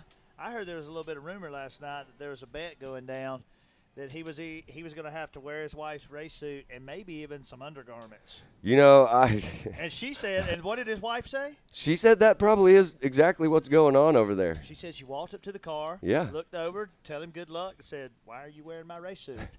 He said, "I'm not getting out." So we're getting ready to see that guy coming up, man. It's going to be fun. So exciting stuff there. So these guys are getting staged up over there. There's going to be a good, big push coming off the line here. So this class, if you don't know a lot about this class, it is a stacked-up class. The cars are really even. This is the naturally aspirated class. Yep. So we've already seen the Expert Turbo. They started our day. We're going into this NA. We've got Edward Mangus, Aaron Cuevas, Sean Philbin, Chad Mayo, Keegan Cummins, Logan Ellis, Reese Harris, Jeff Johnson, Aliana Baker, Gavin Beers, Patrick Shamblin, Rick Schroeder, Haley Boodle, Kyle Beto, Carson Vail, Caden Ellis, and Braxton Moore. So another cool thing about this class, because it is a naturally aspirated class, we also have all the manufacturers pretty much represented right here. Yep. You know, you've got Yamaha, you got Polaris, you've Honda. got Honda, you got Kawasaki in some of these classes. So we got Textron even in this. Yep. So it's going to be exciting and really cool to have all those different machines out here. It's also pretty cool, man, looking at this list of who's coming up. You got both the Ellis brothers are in this class. Yes. You know, last race we got to see – just that brotherly love and sportsmanship. One of the Ellis brothers crashed. The other Ellis brother stopped in the middle of the race to make sure he was okay. Yeah, man, and that's what racing's all about, yep. man. And and I think we even made the comment we thought he maybe stopped to make fun of him. Yeah, yeah. You know, I think he did that once he figured out he was okay. He went ahead and like poked a little fun and rolled my God, out. little bro, are you okay? Yeah, right. What are you doing? Yeah. Here All right, they here come. we go. All right, these guys are ripping as they come around that top corner. Got a little action, a little door-to-door. Banging as they come down. They get to the bottom of this right here. They're going to have to slow it down. Look, inside line for the 614. What a big move on the inside there. There you see that new yellow car for the 401 Chad Mayo. So this turn up here, watch how they'll back these cars in. Yep.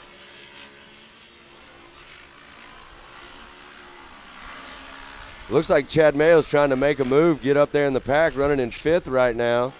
Yes, definitely going hard. That Sean Philbin is looking for any gap in their game to be able to come in. We got Aliana Baker on the inside of the bottom turn. Making a move in that pink car. Yes, she did. All right, so they're all neck and neck as the second wave leaves the line. So only 2 waves in this one, so there is a third. Wave. Here they come. This is a big class.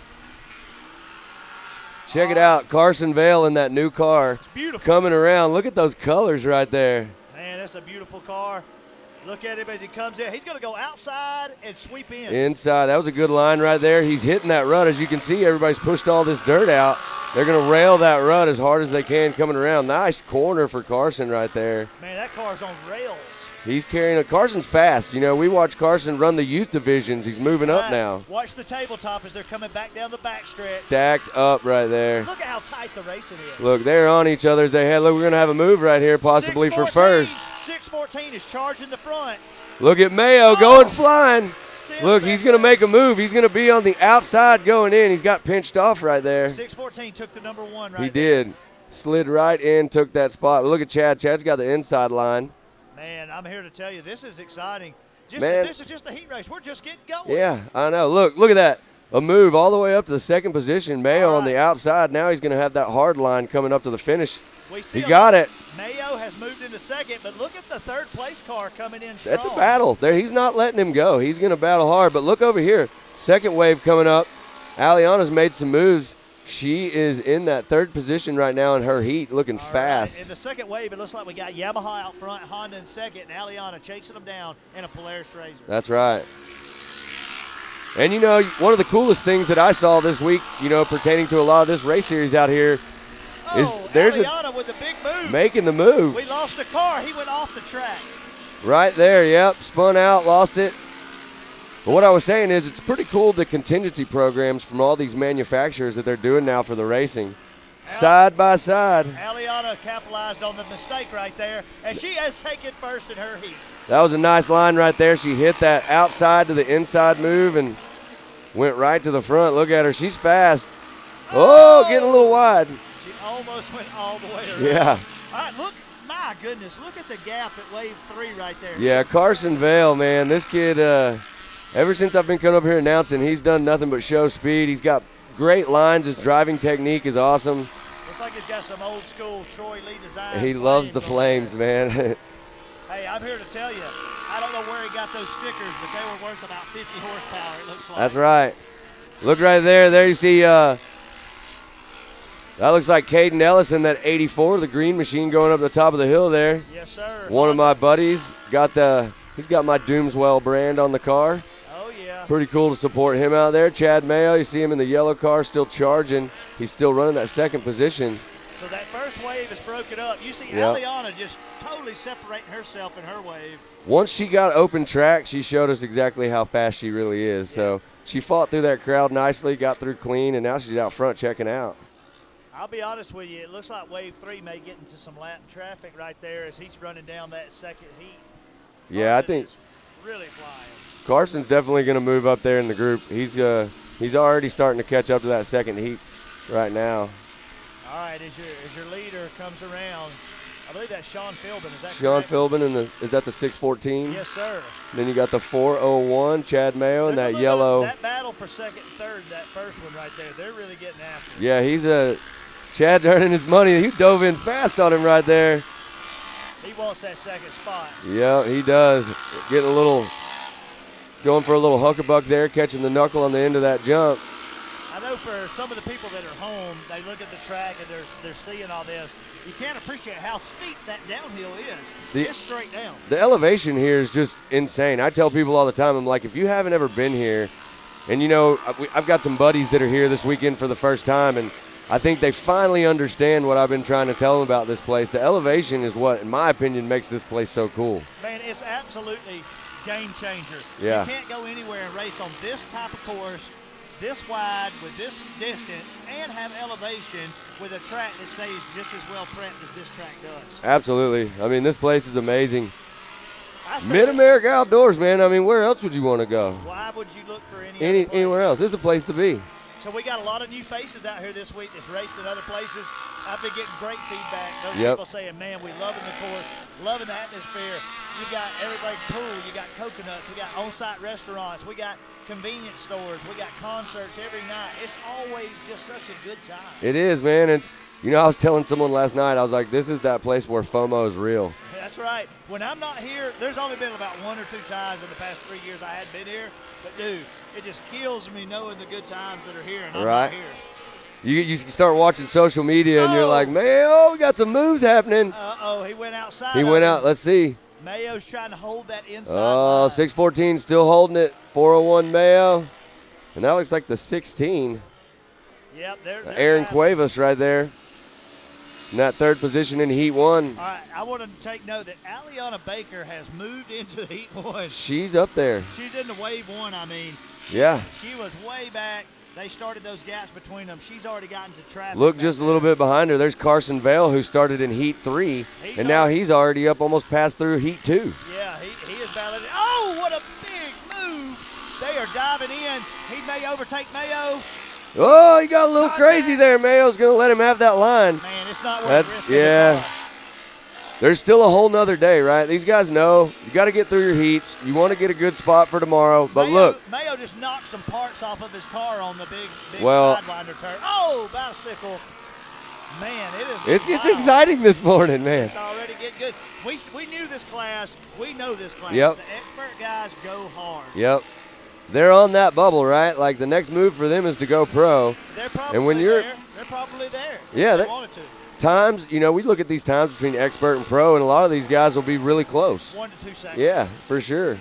Look at him. He is just Carson's, he's got something to prove in that car for sure. I'm here to tell you, I'm really anxious to see when they line up. You know, you got the 614s out front. Carson's really pulled out. Aliana's pulled out in her wave. I want to get them clustered up. I'm already ready to see it. I am too. The good thing for us, though, is at least we get to come back and do that tomorrow, because I can tell you, if we did it all today, there's no way we would have voices to announce Pro Rock or Pit Bike or any of that stuff, right? Because we got a lot of fun. After this, tons more. We're going to do Pit Bikes. Yep. And then this evening, we're going to party down with Pro Rock. We got another bicycle right there. The track seems really tacky right now. Uh-oh. He had an issue. He had got around Mayo, but he blew a belt, it looks like. He is down and out. Mayo is cruising into second place. I bet he feels a lot better now in his wife's fire suit. He doesn't have to stress as much. Well, it won't be as sweaty for Jen. I bet he smells like flowers. Mayo's got his own special scent. Oh. Yeah. It's kind of like when you go to Vegas and you go in the big casinos, they have their own scent. Mayo's got his own one too. Okay. Yeah. I understand. It's calming. All right, so we got Aliana coming around. This is the second wave. She's our leader coming through here. There she is. Aliana looking good, that pink car. Taking the white flag. Team Baco Racing right there. So they're all on their last lap. You know, it always amazes me when I get to watch, you know, anybody in the Baker family. Kanan, we'll get to see him later. Extremely fast. His sister's extremely fast. And you know what's super cool? She just had a birthday. I believe she just turned 16. Oh, great. And right now she is, it's pretty cool. I've been following on social media. They're building her a pretty sweet truck. Well, I hope she don't drive it like she drives this race car. Yeah, you know, I think that, who knows? But I agree with you. Oklahoma's not safe anymore, right? There'll be a lot of tickets in her future. Yeah. Because she is fast. I feel like if that was the case, JD'd be a little worried because he's got Kanan too. So. Oh yeah. Well, they are letting it rip through here. So everybody's taking white flag. White flag. Look at these guys. There's Caden Ellis coming down the hill right there. So That's it still looks sweet. like your 614 car in the wave 1, followed by Chad Mayo in Yep. second. The battles for third back there, I'm not sure what car that is showing right now, but they've been battling coming in. They dropped a few out of that first wave. We lost the Honda, then we turned around and we ended up losing the battle for third right there. He's sitting over there with a blown belt. So Yeah, I think I saw another car out here a second ago that has a flat. Yep. So we're definitely seeing some issues on the track with some of these cars. These guys have prepped. They got them ready, but, man, this is side-by-side racing. I mean, look, They're great pounding parts, on these things. Great parts go into these cars. Yep. All of these companies that are really stepping their game up, making parts last longer, tougher, take more abuse. But just because they make them tougher don't mean these guys aren't beating them harder. But Exactly. what happens, when you get a part that's a little bit tougher, you go a little harder. Yep. Then you find that breaking point, and it's a process, and it takes a long time. It's evolving constantly. These guys and these companies and these racers, for years they're developing these things, and as they're breaking things, man, they're going back to the drawing board, or they're going back and finding that next part, trying to get those things tweaked out. And for years and years of research, they finally get these race cars that are so tough and so durable. But that doesn't mean chaos can't happen. Exactly.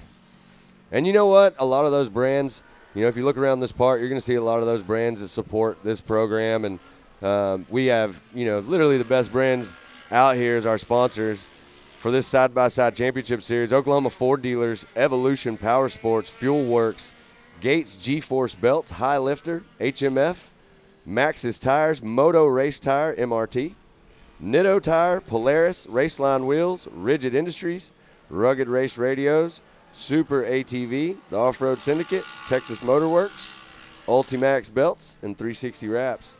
Man, That last one hits a little close home to me, huh? 360 Wraps. And Ultimax is here on site. Raceline's here on site. Yep.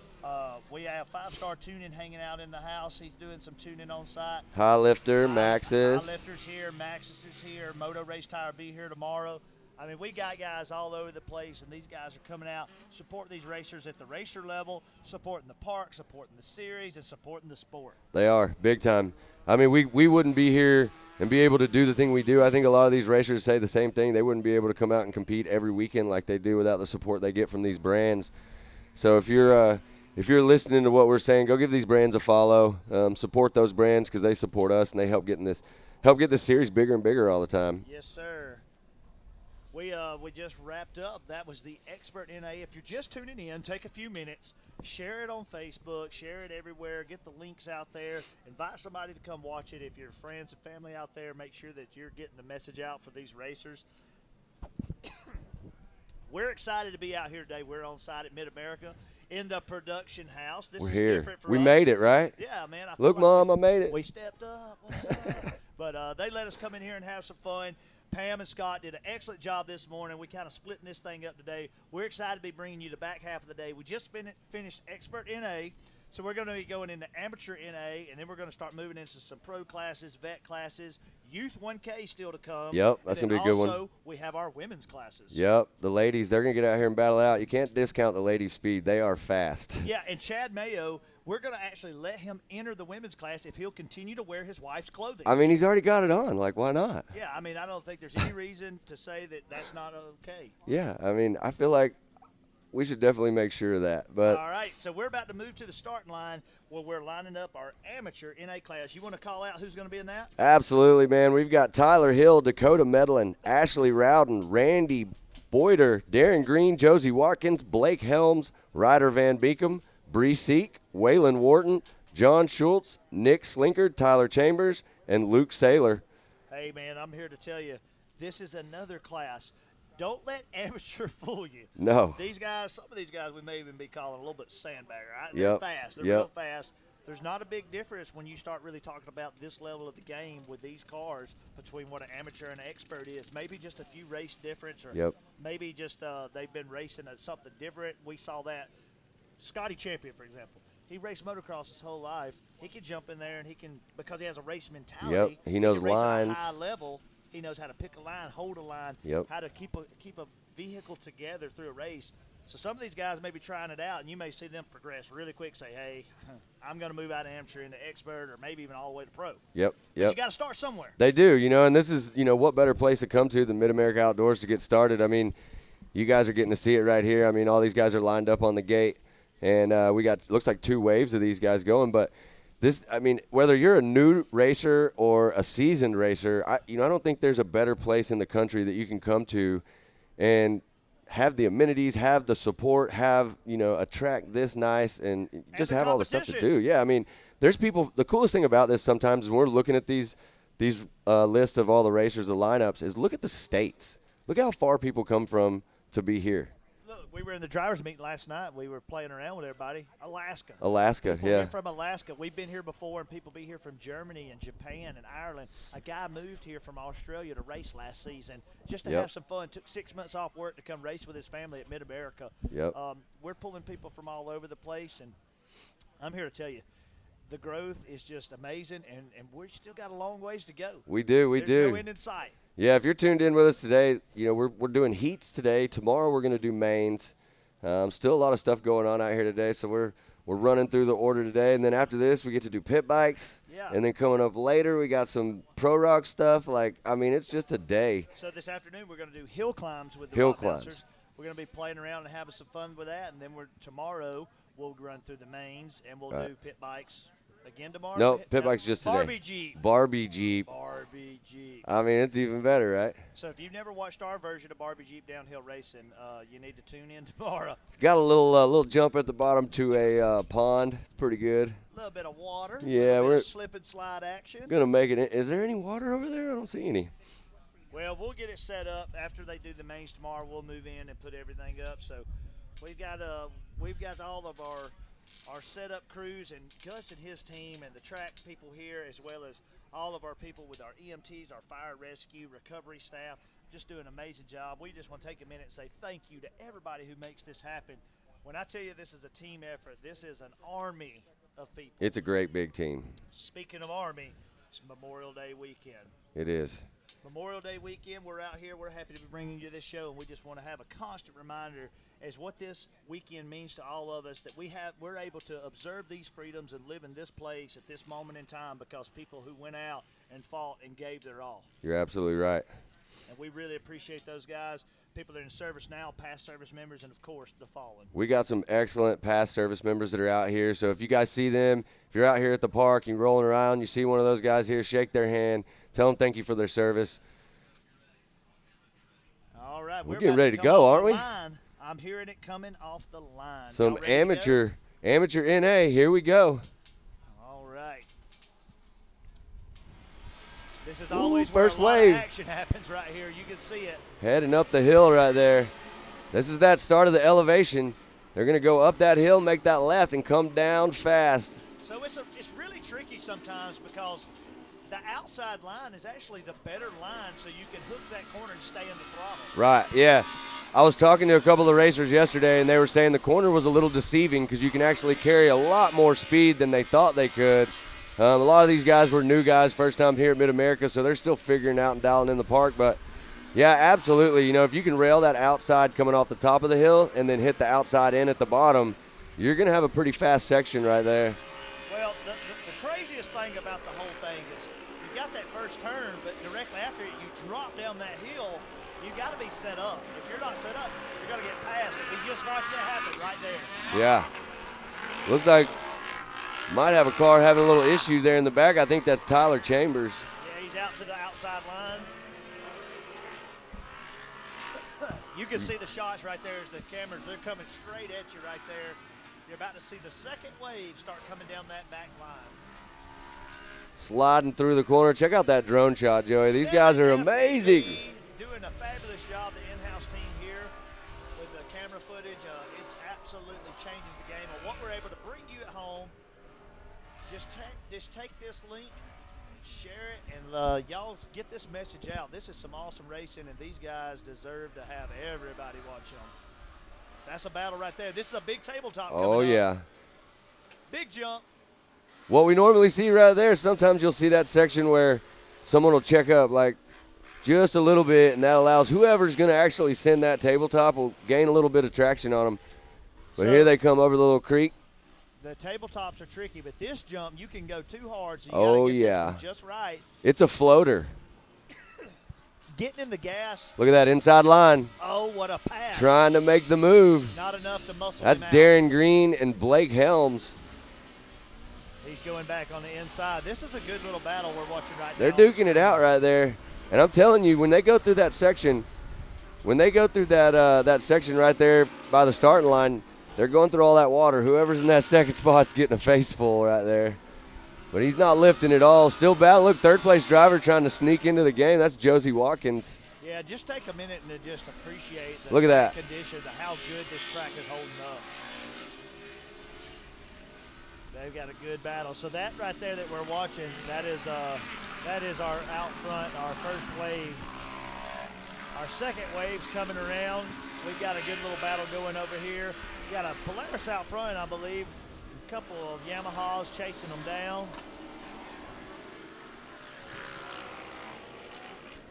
They're staying pretty tight in that second wave as they're coming down through there. Yeah, I can't tell for sure. It looks like that might be, what is that, the 432 that's leading that second wave? Is that Dakota Medlin? It does appear that way. I love that American flag car. Yeah. What a weekend, right? Memorial weekend at Mid-America Outdoors. I don't think there's any other place I'd want to be. Pool's open. Pool is open. We had a blast out there yesterday. We hung out, had fun all night, had some live music at Coconuts, and we had a poker run. Yeah, that poker run was pretty sweet. There was a huge participation in that. I was up there last night when you were on stage giving out the awards.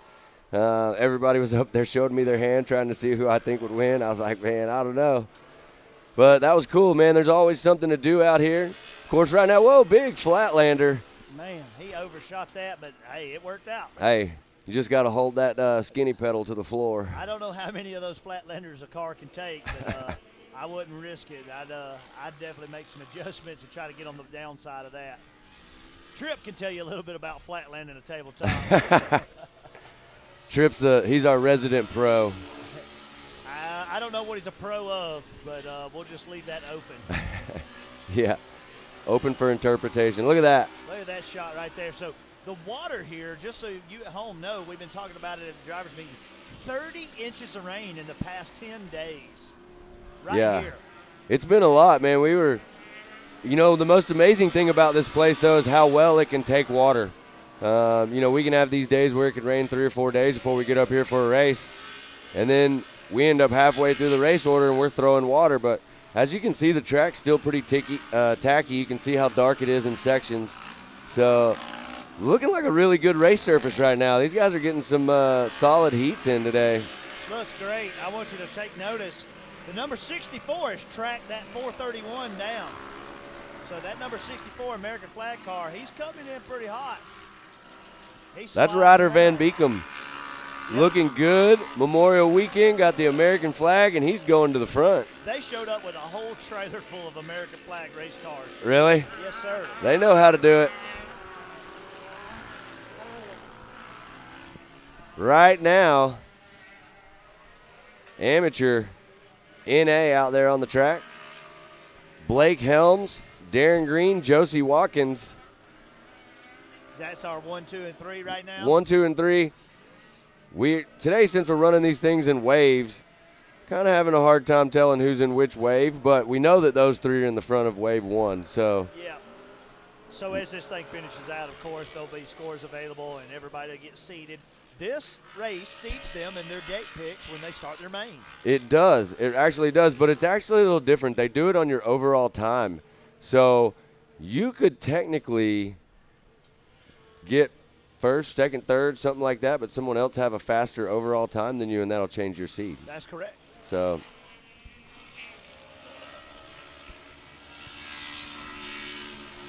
charging. These guys are on the gas right now. These amateurs, they're clicking off laps. Yeah, it's definitely been some good racing. After this race, it looks like we're going to be coming in with a Pro NA. Yeah, I'm excited for this one.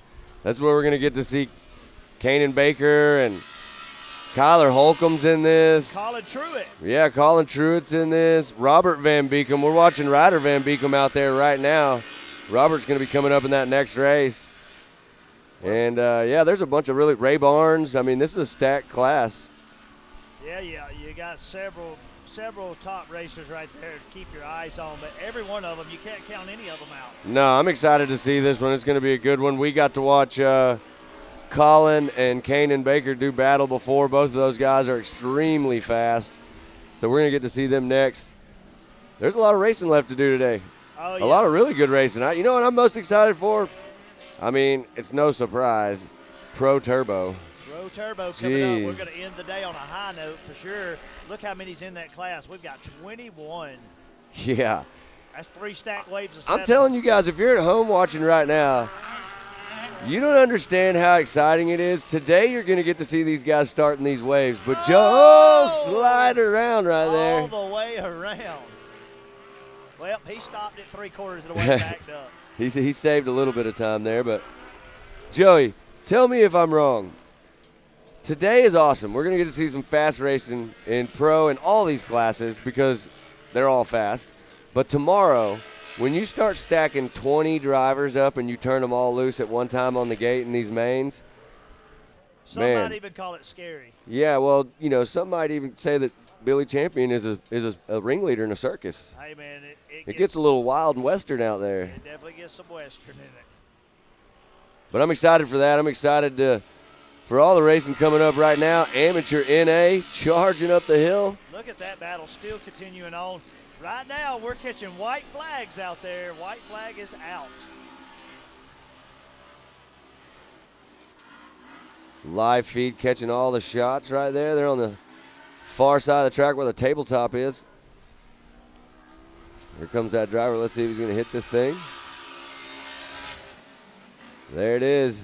Sending it. All right, so these guys know that when they're coming through this, they're seeing this white flag. This is last chance to charge. Yeah, you know, we've watched this, Joey, a lot of times. Like, we talk about it. You don't ever stop racing until you're through that checkers because we've seen a lot of big last corner, last lap passes at round 2. I mean, this is a huge series. Everybody wants to take home the championship. There's money on the line. You know, the contingency programs. Everybody wants that win. Well, what we also hate to see is we hate to see these guys come out and run 4 or 5 solid laps, And be break. up front, and then lose a belt, Yep. lose a tire, break a transmission. Yep. But it's part of racing. It is, you know, and it's one of those things like, I get to sit up here and call this action, but as a racer, you know, that's a hard thing to swallow sometimes when you've driven your heart out for 4 laps and then all of a sudden, you know, you have something like that happen. It's not just what you see here at home. Yeah. They're in the garage. Yep. They're working a full-time job. They're coming home at 7, 8, 9, 10 o'clock at night, working in the shop until 2 and 3 a.m., Yep. going off barely any sleep, driving 12 hours to be here. We got a rollover out there. Oh, that's the 431 car. Oh, man. He is on his side. We're going to get out there and get him checked That's out. Bree Seek. Oh, man. If that's the 431, that's Bree Seek. Man, you remember last round, her and her friend was Battling it out. But that's just, you know, a testament to this race series. I mean, you could come out here one weekend and charge hard and have a first. You come out here the next weekend and, you know, have some issues, bicycle it, roll it over, something like that. But this is some stiff competition. There's a lot of good racing going on. Yeah, there's no doubt. We'll get that car cleared on the track. They're going to run a local caution, make sure everything's safe. Actually, I think most of these drivers are coming through and taking checkers right now. They are taking checkers. There shouldn't be any more traffic coming into that zone where we had the rollover. She looks like she's going to be just fine. But last time it was Josey, Watkins, and Bree Seek. That was the story all day long. All day. That was the battle in 2 different classes. Yep. And we'll probably get to see that again. There you see they got that car flipped back over. We'll see them both in the women's class. Yep. They're going to race they race with this open where men and women. It just goes off the car, and then there's a women's only class. We'll see them do it again. Yep. Coming up just shortly. All right. Well, I'm going to tell you this right now. All right. Sounds like we're going to be able to go to the pits. We've got some capabilities now. We got something set up where we can go to the pits and do some live interviewing. So that'll be coming up here just a little bit. Miss Tiffany Stone. Tiffany Stone in the house. We have some great talent out here helping us pull this thing off. And Very thankful. Miles. Tiffany Stone just turned into Miles. They called an audible on us. They just totally changed it to a totally different person. Miles, yeah, I mean, I didn't know Miles could morph into a chick that fast. I don't know, but I didn't know that Tiffany could morph into a Miles. Either way, I'm a little bit confused. All right, so they're getting them set up, and we're staging Pro NA. Yeah, if you guys are at home right now watching, you're seeing them line up. This is Pro NA. Tune in. You see that high lifter on the screen right there, HMF equipped. We love these partners and these companies that are supporting us and giving back. If you're looking for products and parts, make sure you shop with these people that's supporting us here at Mid-American MAO Racing Series. We've got a lot going on with these teams, and we want to continue to grow our relationship. Man, I'm sitting here watching this live feed, and I'm looking at Colin Truitt and Kyler Holcomb lined up right next to each other. Looks like Kanan Baker's right in front of Colin there, so he's going to be wave one, heat one, and then they're going to be right behind him. Man, Kyler's been turning it on lately. He's moved up into this Pro NA class, and he has put on a show so far, but every weekend it's getting tougher and tougher for these guys, and I know Colin wants to get a win just as bad as Kyler and Kanan and all the rest of them, so I'm excited to watch this. Well, there's no doubt about it. This Pro NA, they go hard. The times here in the Pro NA are right there with Pro Turbo. Super close. So I've actually seen Kanan Baker run his Pro NA car in Pro Turbo. Colin Truitt can race with those He guys. can do it too, Several yep. cars are capable of running, which is pretty wild when you think about the gap between power between those cars from the manufacturer's spec. 60, 70, 80 horsepower difference, but still able to build these cars that fast. A lot of it is driver skill, right? We know, me and you talk about this all the time. We watch these guys out on the track, and it's just the way they set the car up coming into the corner, throw it into the slide, power through, different things like that. But, yeah, that's going to be exciting. I'm ready for Pro NA to come on here in just a second. I'm pumped to see this. We were talking about adversity, things you deal with. A lot of stuff's out here on the track, right? But I saw Colin Truitt and his family when they left to head out here the other day in their big rig, smoked a deer on the way here. Had some issues with the truck, so they had to kind of put in some work to get here. But they're here. He's ready. He's on the line. I talked to him in the pits, and nothing but positive attitudes up there. They're happy to be here. I mean, I think everybody is. I wish we had time to go around and give every story, every background of the battle to get here, what they went through from getting parts, building the car, smoking it here, staying in sketchy hotels, all the craziness that goes in between here just to get here and enjoy this weekend. And we're thankful for every racer and their family and all these fans and spectators that choose to spend your Memorial Day weekend celebrating and enjoying some off-road action here at Mid-America Outdoors. It's the place to be, man. There's nothing cooler in this place. I come all the way from Fort Worth, Texas up here at least once a month to hang out with Joey. Joey, you're from Southeast. I come from Georgia. We just outside of Atlanta, Georgia, and, man, we come all the way out here because there's nothing like it. Well, you know why I like coming up here? Because in Texas it's flat, at least where I live. Well, up here there's, like you talked about, there's elevation, there's climate change. Yeah. There's a little bit of humidity. We have all kind of cool stuff You got here. it all. I've been here when it's snowing. I've been here when it's super hot, and I want to be in the pool all day. Yeah. Same weekend. Yeah. Yeah. It gets a little crazy out here sometimes, but man, for real, Memorial Day, this is awesome. I mean, there is a huge crowd here. I'm looking around right now and seeing all these people that are up on the hill right here with us, all the people that are across the way on the track or on the side of the track watching. Tons of spectators here, tons of people choosing to spend their Memorial Day here. And, I mean, I'm beyond stoked to be here. This place has done nothing but, step up in every way for every person that comes out here, whether you're a young child that's getting into it or just wants to come out here with your mom and dad and play. They've got something for everybody. Man, there's several thousand people out here. There's over 280 campsites now. We've got, I think there's 60 or 70 cabins that are available, and those are growing every day. And we're about to come into our biggest event of the year at Visions. I'm pumped. And Visions is coming up quick. That'll be in July. If you want to get on our website, our app, you can download the mobile app. Have that on your phone while you're here in the park, or even while you're at home. You can keep up with what's going on and when and how. Gives you a ton of information, links to some of our marketing partners. If you don't have the app, I highly encourage that's the best way to get communication the quickest. Then, of course, checking out all the websites. And you know what? You guys follow all the social media, Facebook, Instagram, all that stuff.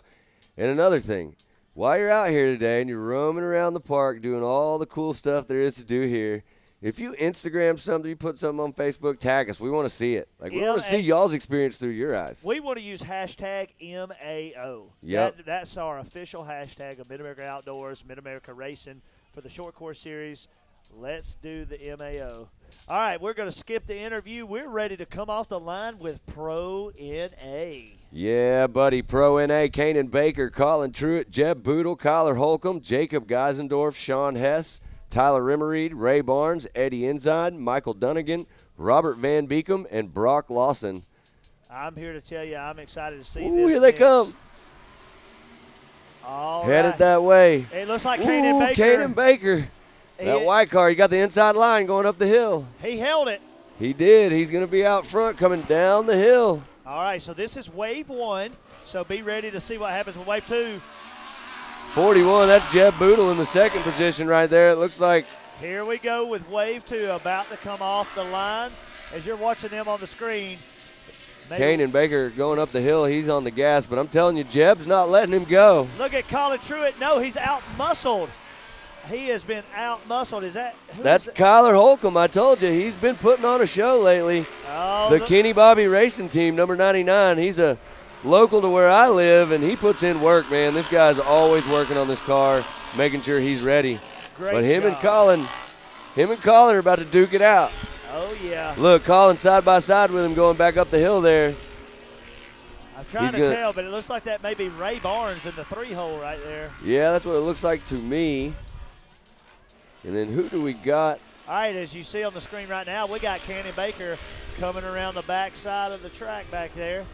He's about to come back in to where we got the little switchback, the chicane, and then it'll come into the tabletops. Look at Kanan. He's already checking out right there.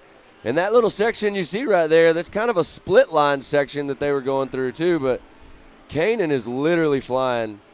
You know, look at that. Full send. So smooth. Nice smooth landing right there. Nice smooth.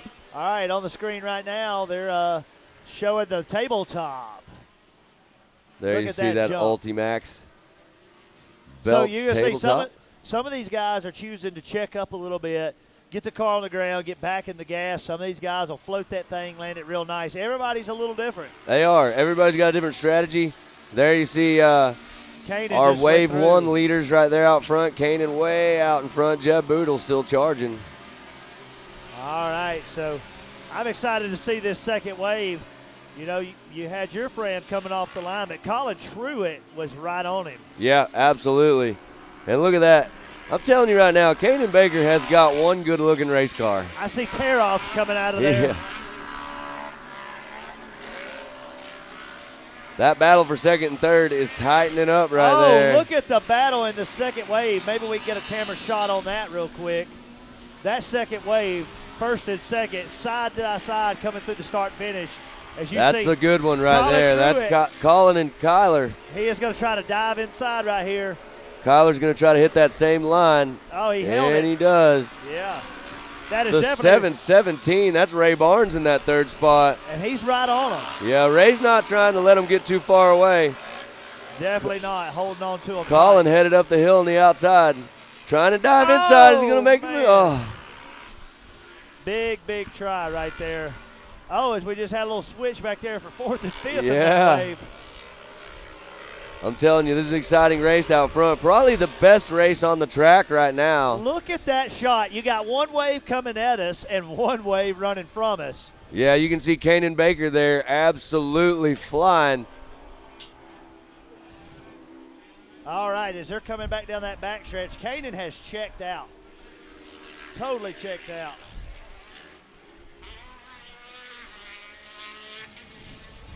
Yeah, Kanan's on the gas. I'm telling you right now, the race on the track right now to watch, and we'll get the live feedback over there on them, is look at that. Kyler Holcomb and Colin Truitt. I mean, they are bumper to bumper. I'm pretty sure Colin's oh, look, he's trying to go inside on him. He closed the door, though. Closed the door. Kyler's a smart driver, but look at this. They're heading down that back straight. I'm telling you right now, Kyler is not going to lift one bit. Yeah, Looks like Colin chose to check up just a little bit right there. Well, allows Kyler to break away. What happened, Kyler kind of took Colin's line. He did. And Colin had to make a decision there. Do we get bumper to bumper or do we save the car? And look at this. Oh, Colin's got that in. Oh, got him. Man. So this is where they were door to door coming through at the start finish. Coming around in front of the spectator area right there. You see him almost wheel to wheel charging. Ray Barnes right behind him, though. Yeah, it looks like. Could be Sean Hess right behind Yeah, I think that's Sean Hess in that green car. Actually, that's Jacob Geisendorf. Okay, Jacob's right there with him. Look at this. Down the hill, side by side. Look, Colin is looking for that spot. And Kyler's driving a really good race right now. He's trying to close the door every time and not give him that any room to get a wheel in there. So you saw Kyler set up that outside, but you think, oh, man, Kyler's Oh, inside. man. But he can't because what Kyler's actually doing is setting up the next turn. The next corner. He's always looking ahead, looking right there. They're going to do some shuffling. They are tight. Oh, man.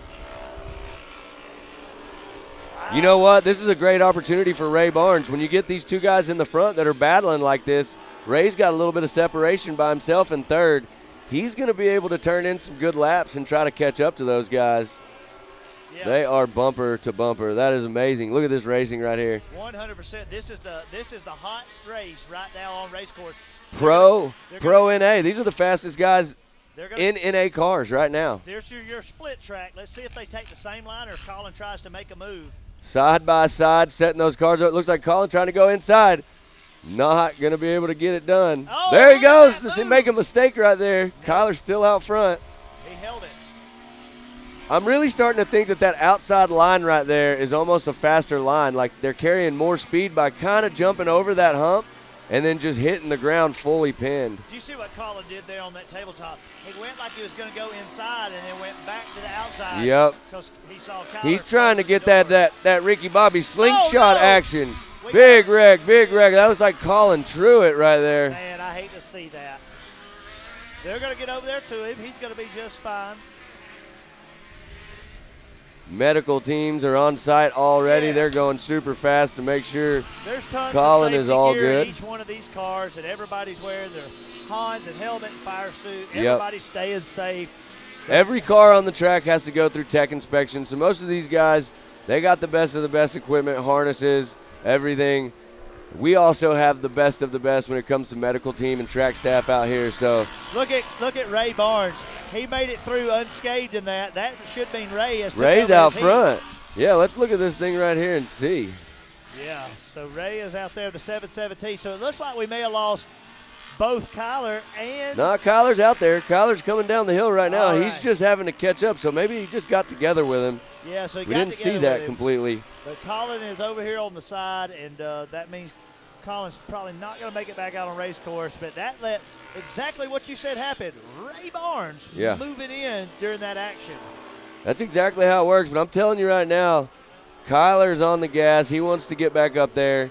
These aren't just the heat, so he knows he's still got another day tomorrow to get in. Oh, it looks like we got some – what's going on back there? Somebody's having an issue. We got a lot of smoke on the bow. That's Kyler Holcomb. Man, what a bummer. You can see him shaking his head. He is mad.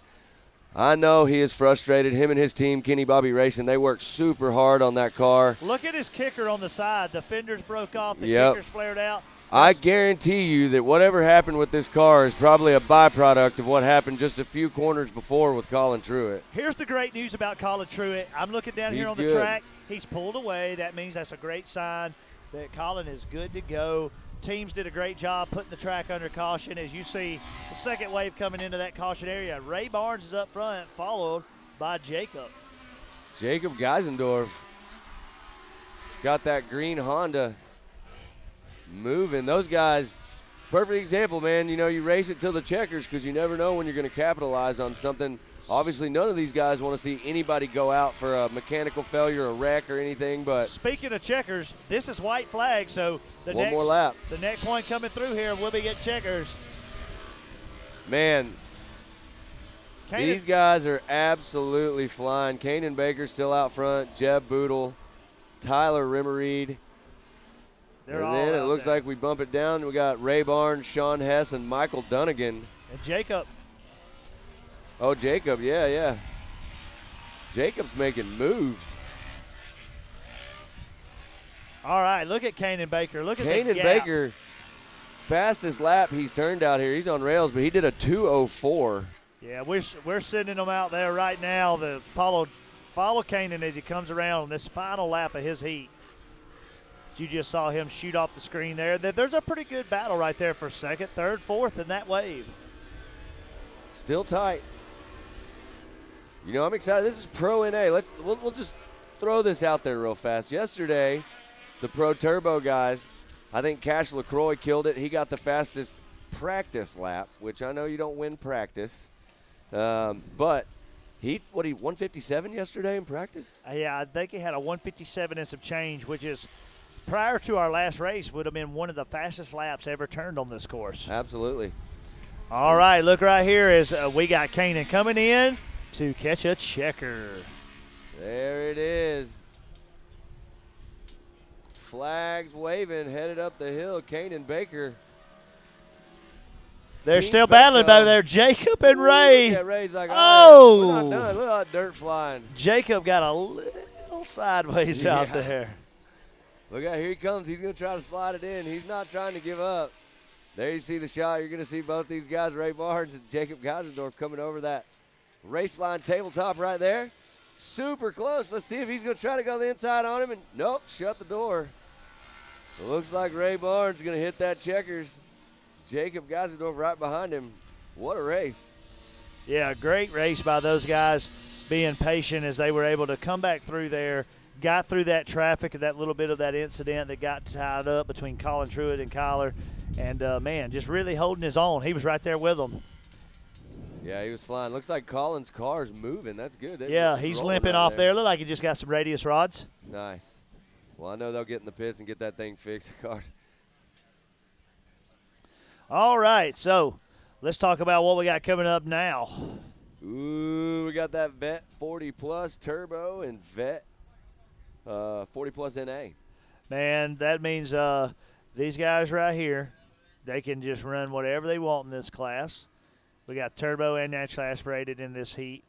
These guys are over 40 years old. Some of these guys as high as in their 60s is what I was told. Yep. We're going to have to start a 65 and up class. I'm Call it the telling you, retired class. You know what? I waited till I was 30 to start racing pit bikes again so I could ride Vet. There you go. Now that I'm 39, I think they need a 40 and over class. Yeah, I think that's totally fair. So these guys, hey, no slouches. A lot of these guys that run this Vet 40 Plus Turbo and NA class, some of these guys are, pro-level guys. They're just running an age group class that they can race and racing with their buddies. There's nothing against that. Nothing. Nothing against that whatsoever. Chad Mayo's in there. Yeah. Yes, we're going to get to see some heavy hitters. Chad Look at Mayo that. will be Look back at out look here. at what we got on the screen right here. Whoa. Is that number 64? That's one of those American flag cars. Yeah. What number car is that? Van Beekum. Robert Van Beekum. So he really drove the wheels off that thing. Literally. He drove it so hard the wheels just gave up. They said, you know what? I'm done. I'm not doing this again with you. Yeah. I don't want to do They this. quit. I don't want to be a part of it. They're going to the pool. Yeah. Yeah, that thing's totally gone. Where is the tire is the question. And if you could get that, bring it to me. I'll sell it back to the Van Beekums. I will sell it back. Right? Yeah, it matches their set. They're going to want it. Are you sure that tire coming off wasn't part of the program we did last night in pre-race where people started finding out for $10, $15? I may or may not have had Colin Truitt come by and give me $20. He was a little worried about Van Beekum. I'm just saying, But you know what? Here's the problem, though. I mean, if Colin did that, I think with that battle he had with Kyler, I think he picked the wrong guy. Oh, man, you got that right. Or maybe he told me the right guy and I got the wrong rig. Yeah. Maybe we had went to Coconuts and ended up at the wrong pit. I don't know. That happens. It does happen. Speaking of Coconuts, Coconuts is going to be out there tonight having some fun. And then we're also going to be having some fun poolside. Poolside? We're going to have Little Skinnerd. Little Skinnerd. God, man, I'm not even going to lie to you. I saw this come across Facebook when I was at home, and I literally was like, what we're really going to have Leonard Skinner out here? And someone called me, and they were like, yo, it's Little Skinner. It's the little version. Hey, you should be even happier. I'm more stoked. Yeah. You know? Last year at Visions, we had Mini Kiss. Yeah. Those guys were awesome. They were awesome. Yeah. I hope they come back. Do you know if we're going to have that guy back at Visions this year that we shoot out of the cannon? Man, I sure hope so. My heart was pounding every time. I still think the idea that we need to focus on this year if we have that guy back is we put a dummy in there and shoot him all the way across the park. Just to blow everybody out, yeah. All right. I think we're about to get going with this Vet Turbo, or Vet 40 Plus Turbo and Naturally Aspirated class. Yeah, we got Harley Holland, Rusty Pipes, Lee Knowles, Robbie Ellis, Chris West, Sean Murphy, Austin Sides, Jeff Johnson, Mike Buckafusco, Perry Mahaney, Chad Mayo, Chuck Calvert, Todd Rimmereed, and Rick Schroeder. Oh, Heading look up right the there. hill. Harley making a charge, but he got closed. Harley was going to come out in second right there. Who is that number 1 man? Let's get a number on that car. Man, he has done pulled away quick.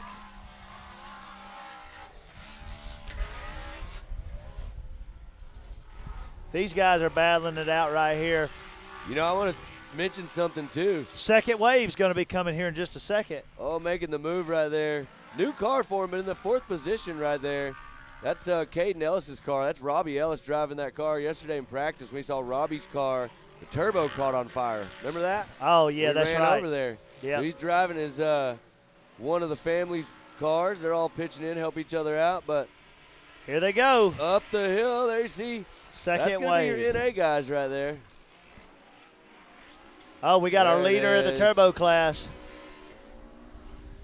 This guy's moving, but look right behind him. Harley is no stranger to being out front. He is running him down. It looks like Rusty Pipes. He's leading that Vet 40 Plus Turbo right there. Yeah. Harley Holland in second. Lee Knowles in third. And there you see the NA guys are out there also. Yeah, these guys, they are definitely fast and battling Great it shot out. of that Max. Oh, we had one go all the way around. Did a little spin-a-rooney. Little spin-a-rooney. Y'all didn't see it on the screen, but he got a little sidetracked, literally. Pretty good at those. I've done a donut or two in my day. Yeah. You know, I think I remember last race, we were literally trying to pay someone to do a donut during the middle of the race. We were trying to pay somebody $100 if they could spin it around and back through the finish. I remember that. Listen, if any of y'all heroes out there, y'all watching this live feed, I mean, we're just throwing it out there. All right, listen. Rusty Pipe still out in front. Harley Holland, Lee Knowles, 3 Can-Ams in that turbo division up front. Definitely so.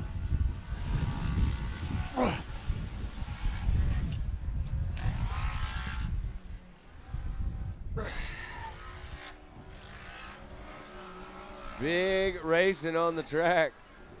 The wind is going crazy out here. That's going to dry this track out, so we may have to do a little bit of watering in a little bit. Yeah, we're going to have to do that. Look at that. Chad Mayo in that Team 360 car, that yellow machine. Yeah, leading the way in that Vet 40 Plus NA. Looks like Todd Rimmereed in the 2nd position, Vet 40 Plus NA, and then Perry Mahaney.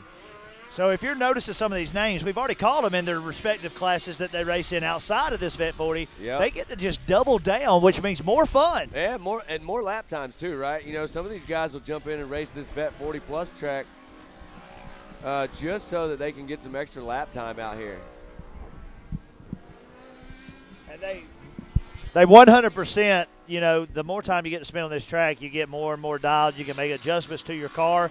And, man, it's just really cool to have these extra classes and the demand for it. I mean, there's 14 people in this class. There is.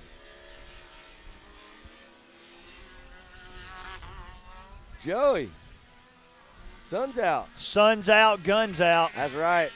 Had to throw on my spectacles here, protect my eyes so I can see all these racers. I like the spectacles term. That's a good term. Yep, it works well. Well, you know, we were a little overcast earlier, and we talked about the wind that's blowing, but the cool thing is out, the sun has came to see us. I love the sun. When I'm at home, I spend the majority of my time on the water. The sun is my friend. All right. Looking at it right now as those cars are coming down that back stretch, diving into there. That's such a cool shot. Looking from that sweeper all the way back at the course, you can see him come through that rhythm section right there. Timing is key, hitting those sections that you're seeing them come through right there. Those guys will – everybody's got a different line, right? The cool thing about this track is it's not a one-line type of track, so there's a bunch of different options. And you know, over 2 miles of track out here. 2 miles. It's impressive. Yeah, it is. And, like, when some people go, well, 5 laps, that's a lot on 2 miles of a racetrack. Yeah, that's racing 10 miles. So, like, thinking of me, that's like racing from the town I live in to the next town in a matter of minutes. Yeah. Against people on curves. Yeah, exactly. And jumps and dirt and everything. Yeah, it's crazy. As you can see the live leaderboard right there, it's really cool to be able to have that. Those guys going hard right there. You can see there's a little bit of gap right there between first and second, but it's still a tight race. We definitely have a beautiful day ahead of us, and then a beautiful day tomorrow for the finals. Yeah, we do. Main event's coming up tomorrow. We'll be on basically this same time schedule, so if you're at home tuned in watching us, make sure you're tuned in watching again tomorrow. There you see some great racing heading up that step up on the back section of the track. You know, we got the race commander himself, Billy Champion, standing right above us right now. I feel honored to be in the presence of a legend. Looking out over the track, and he's just viewing the land, viewing the race series. I like to think he's watching over us, Joe. He's making sure we're safe. Billy just watching down from above. Yeah, he's the man. He's out there rooting all these racers on. This is his class. Yep. He's over 40. He's over 40. Definitely well, over 40. Slow. And who had a birthday yesterday? Aunt Jenny. Aunt Jenny had a birthday. She is one of the hardest working ladies here. She's part of this short course series. If you don't know her, if you come out here and race, you definitely know Aunt Jenny. That's for sure. But yesterday she had a birthday. We had a great time at the drivers' meeting. We sang happy birthday to her. The champions are just, they're amazing. We'll see Scott racing in Pro Turbo. We got to interview him a few times. He's one of my really good friends from home. So yesterday there was a little bit of a riffraff on social media. Scott Champion made a jab at a new pro racer. What was his name? He called him Crash LaCroix. Crash, yeah. So here's what I want to say about that. I interviewed Cash a little bit later last night, and he said that Scott's going to have to give himself a middle name, and that is Scott the Past Champion. Oh. He will be champion no more, is what Cash said. For a long time, Scott coming from the Supercross world, 100%. We watched some of the craziest races with Scott in the LCQ. We were calling him the LCQ champ. Oh, he would always fight for it. Man, he would fight till the very end, make it to the main, kill it, right? Well, out here we don't have that. No. You got heats and mains, right? But we may get to a point where we have to because the growth is just so astronomical. And huge shout out to everybody that's tuned in watching us, everybody on social media, everybody who's doing their part to help grow this place. I mean, every race gets bigger. Every time it's new faces. Every time we get here, there's new amenities at the park. So it's awesome, man. It's killer. Rusty Pipes on the gas. Looks like Rusty Pipes still holding down that Vet 40 Plus Turbo. Harley Holland in the second position. Lee Knowles in third. Then you got Chad Mayo. The NA class is starting to get spread out a little bit. They are. This Vet 40 Plus class, historically when we come out here and we call this one, this is kind of what happens about, halfway through their race. Some of these guys have had to stop, take a bathroom break. Yeah. Being a little older, they can't hold it as long. Oxygen tank ran out. Yes, one guy had to refill his oxygen tank. Another guy, he just literally quit. He just said, you know what, I'm too tired. Yep. Said he was going to head back up there and take his vitamins and hang out. The wind is really starting to kick up. We're watching the Ultimac tent. They're having to hold it down. Thing, yeah. There's some battling still going on the track. There you see the drone catching up with those guys. Yeah, 100%. Duking it out, heading into that rhythm section there. These drone pilots, they do a fantastic job. We just want to thank them. We want to thank everybody who's a part of this production team. All the work that goes back in behind the scenes, and a lot of it goes unseen. You'll never understand, but it's just a fantastic work and just a big collaboration by all these guys. Side by side, watching these two drivers battle it out.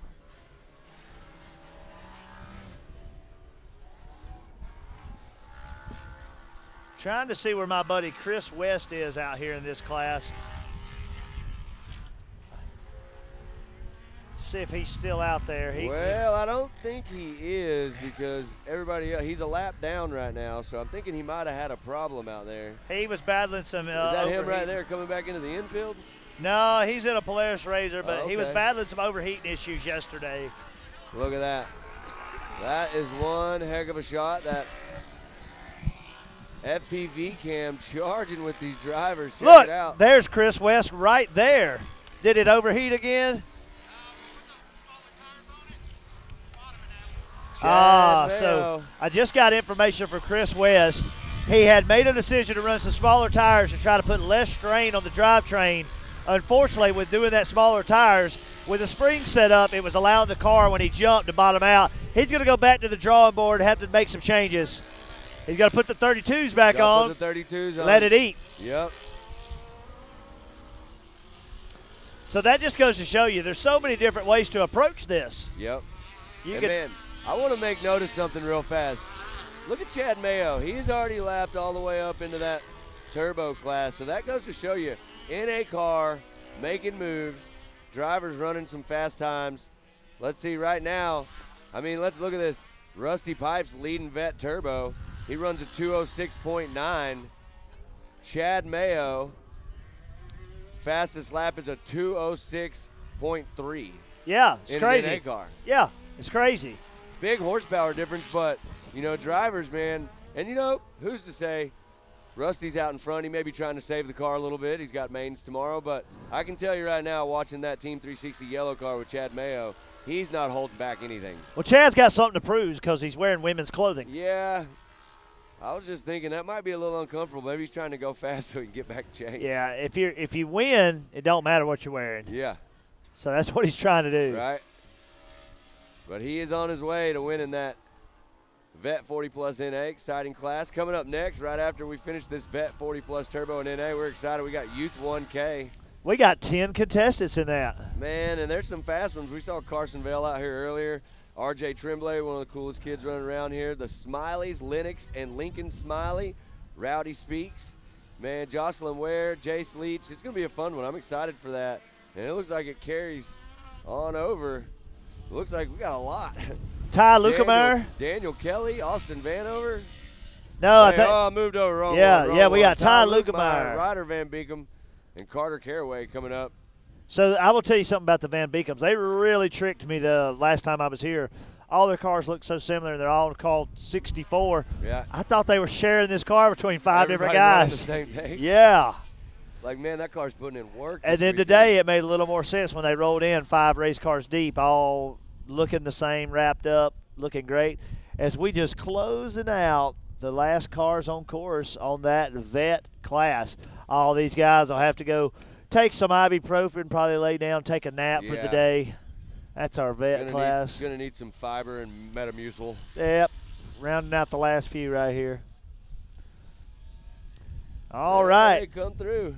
So this Youth 1000 class is really cool because some of these kids, we've been able to watch them make the transition as they've moved through the ranks. They were in the 170s at one point, and then they're getting a little older and they're moving into this youth class. And man, I'm just here to tell you, watching these kids grow up right before our eyes, watching the way that they move through the cars and they max out that 170 and then they have to start all over again, grab a 1000 and start in this class, start building it, and then we're going to start seeing them in the amateurs, experts, and pros, and coming full circle. We talked about it earlier. It's just a really neat part of the program. Yeah, it is. It's awesome. I love watching the youth race. Me growing up in moto, I think it's always been one of my highlights is seeing the kids. It's the future, right? Like, me and you aren't going to have anybody to talk about unless these kids just keep developing. So that's right. Well, guys, we're going to take a quick commercial break, and we'll be right back in just a few moments. Upgrading. It's what we do. So upgrading is what we did. Introducing the IQ equipment lineup powered by HMF. Designed for the most adventurous side-by-sides in the world, IQ equipment has the strength to tackle the off-road head-on. Bolt-on American-manufactured steel, engineered to increase strength, durability, and protection so you're equipped to handle the most extreme performance. When you're ripping through the desert at full throttle, or tearing through some of the most brutal terrain in the world, you're going to need equipment that keeps you moving at a high level. Because when you have the performance and you have the protection, you then have the confidence to actively pursue your passions just as freedom was intended to be.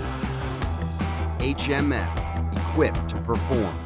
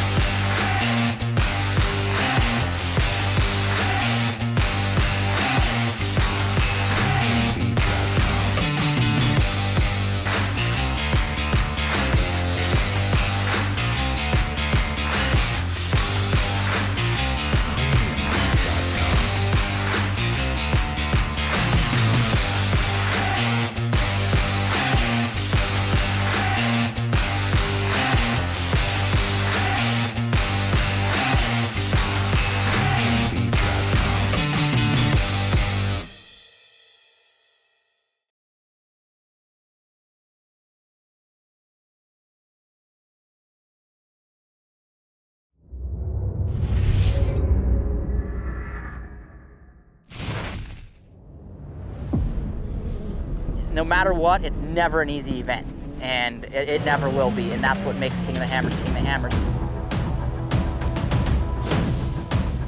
Tire choice is everything. I mean, to have a tire that's reliable and consistent and drives well out in the desert, but yet when we get to these crazy rock sections, still has grip and performs, and we can hit these sharp, jagged edge rocks and not have a problem, is what we need. And the Rockzillas definitely are second to none when it comes to the UTV tires. And it just speaks traction. It's got big lugs hanging off the side. It's got big lugs down the side of the sidewall of the tire. If you're gonna look for something that makes traction and is gonna grip in rocks and dirt and everything, you look at a Rockzilla and go, man, that thing looks like it's gonna do the job right there.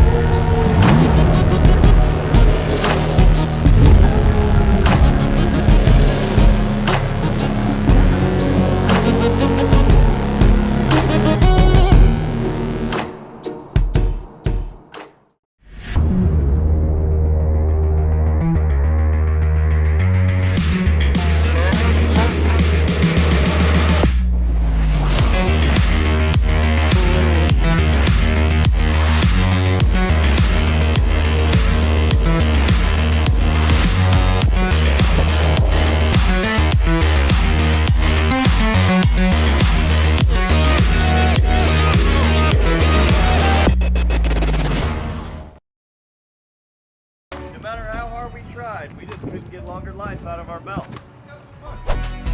That's why we were so excited when we found these new Gates Redline belts. They have a super simple 3-step process for breaking in your belt the right way. Clean the sheaths with a Scotch-Brite pad.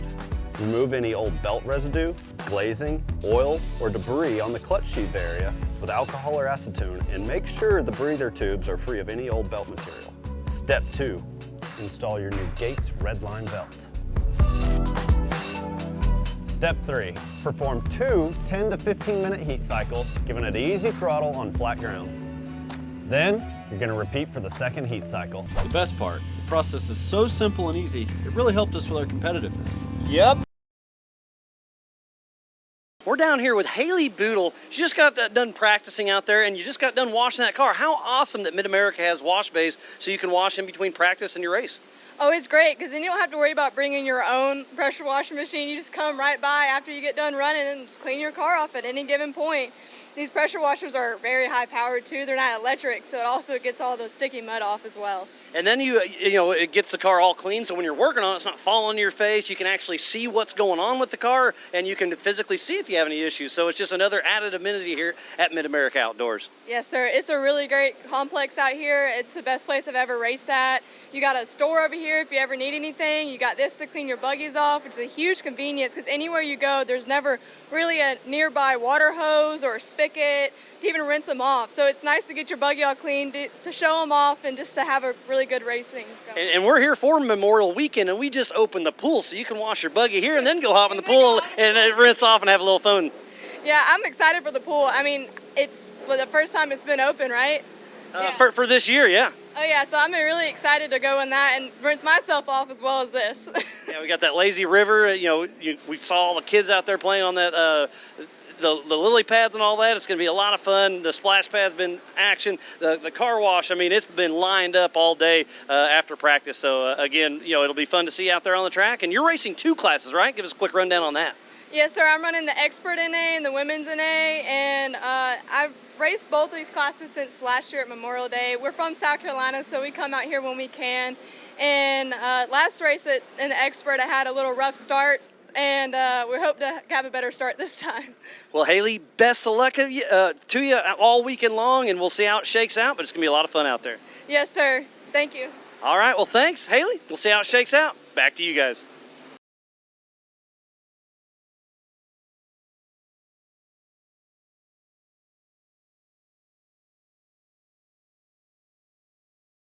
Somebody who's super familiar with Mid-America Outdoors, Zach. Zach, this is your second season. You've already got done with practice today. Obviously, the weather is beautiful. How are the track conditions right now for you?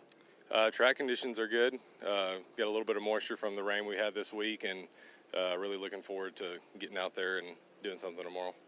Well, racing can be a serious sport, but sometimes we can get stuck in our heads. What is the one thing that you do or that your spotter does if you feel like you're stuck in your head to kind of get out of it? Every once in a while, you just have to maybe almost crash, and then you're like, whoa, all right, calm down and let's go again, you know. But no, you really just try to stay in a groove and just try to push, so. And talking about that, they've implemented some new things out there from round 2 to round 3 that were here. And they've changed up the schedule a little bit. It's a 3-day race weekend. You've got practice, then you've got the heats, and then the mains. With that being said, you've got a full 24 hours after you race to kind of really dissect and see what's going on and maybe change some clutching if need be. But obviously, having a great set of tires is where it's at always. Yeah, absolutely. You got to put the power to the ground, and that's the most crucial thing. You can have the best car out here without good tires, you're not going anywhere. So yeah, we're glad to have Maxxis, and they work really well out here. So. And talking about that with Maxxis and everything, obviously we all know about grooving. Is there a specific grooving style? You don't have to give away all your secrets though, but is there a specific grooving style that you have to do for these Maxxis tires to really hook up? Well, my secret is my tire groover is in the trailer in the box, brand new still. And I've never used it, but I've got one. I just love all your jokes. You're like, you know what, Tiffany? I'm going to be serious, but not serious at all. And I love it. Well, Zach, best of luck to you. It's going to be a beautiful weekend. Hopefully your tire groover doesn't have to come out, but now you know Zach's secrets. Back up to you guys. Thank you. All right, there we are. Back in action. Get ready. All right, okay. Let's call those names out for them one more time. Carson, Vail, Martin, Ridley, Rowdy, Johnson, Ware, Jason, Woodbine, Ryder Van Beek, back out there, and there's the flag off. And there's the front fairway. All put it up.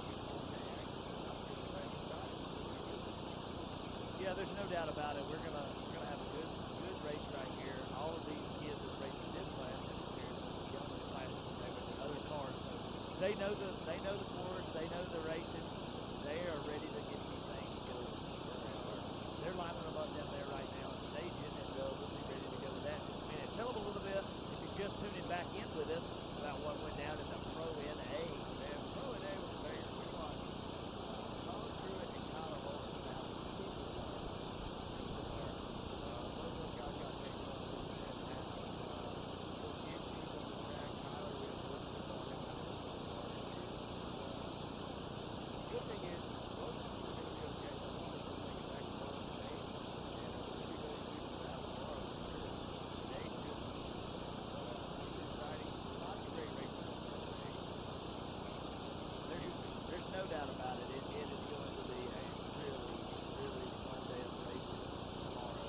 We've saw battles in every single class. There's been, wheel to wheel action. We've had some, unfortunately, we've had a few accidents. Everybody's fine. Everybody's been good. Everybody out there,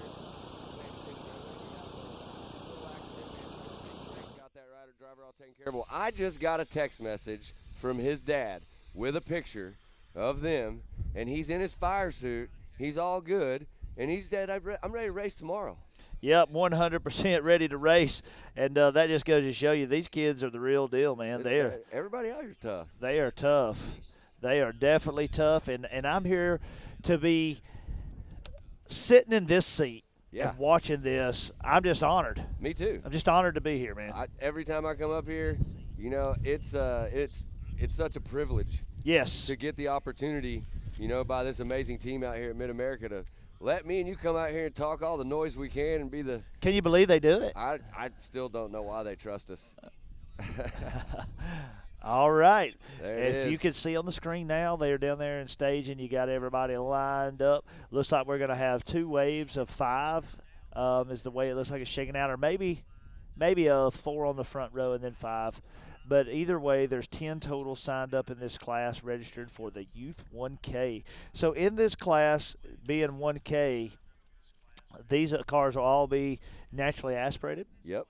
And these cars will be pretty fairly matched, even-wise. Yep. And then, of course, these are definitely going to be your youth, so that should be anything under 18. Yep. All right. We are ready to go, just moments away. If you've got a second, take a moment. Like our pages, share everything that you see, help us get the message out, help us grow the sport. Oh, they're off. Go. Wave Carson Vail. 1. Look at him. I'm telling you right now, if you're in one of those cars that's not out in front through that stuff, you just got a face full. Yeah, 100% you did. Tear-offs are being pulled right now. Yeah, Carson Vail, we saw him earlier. Look, he's on the gas again.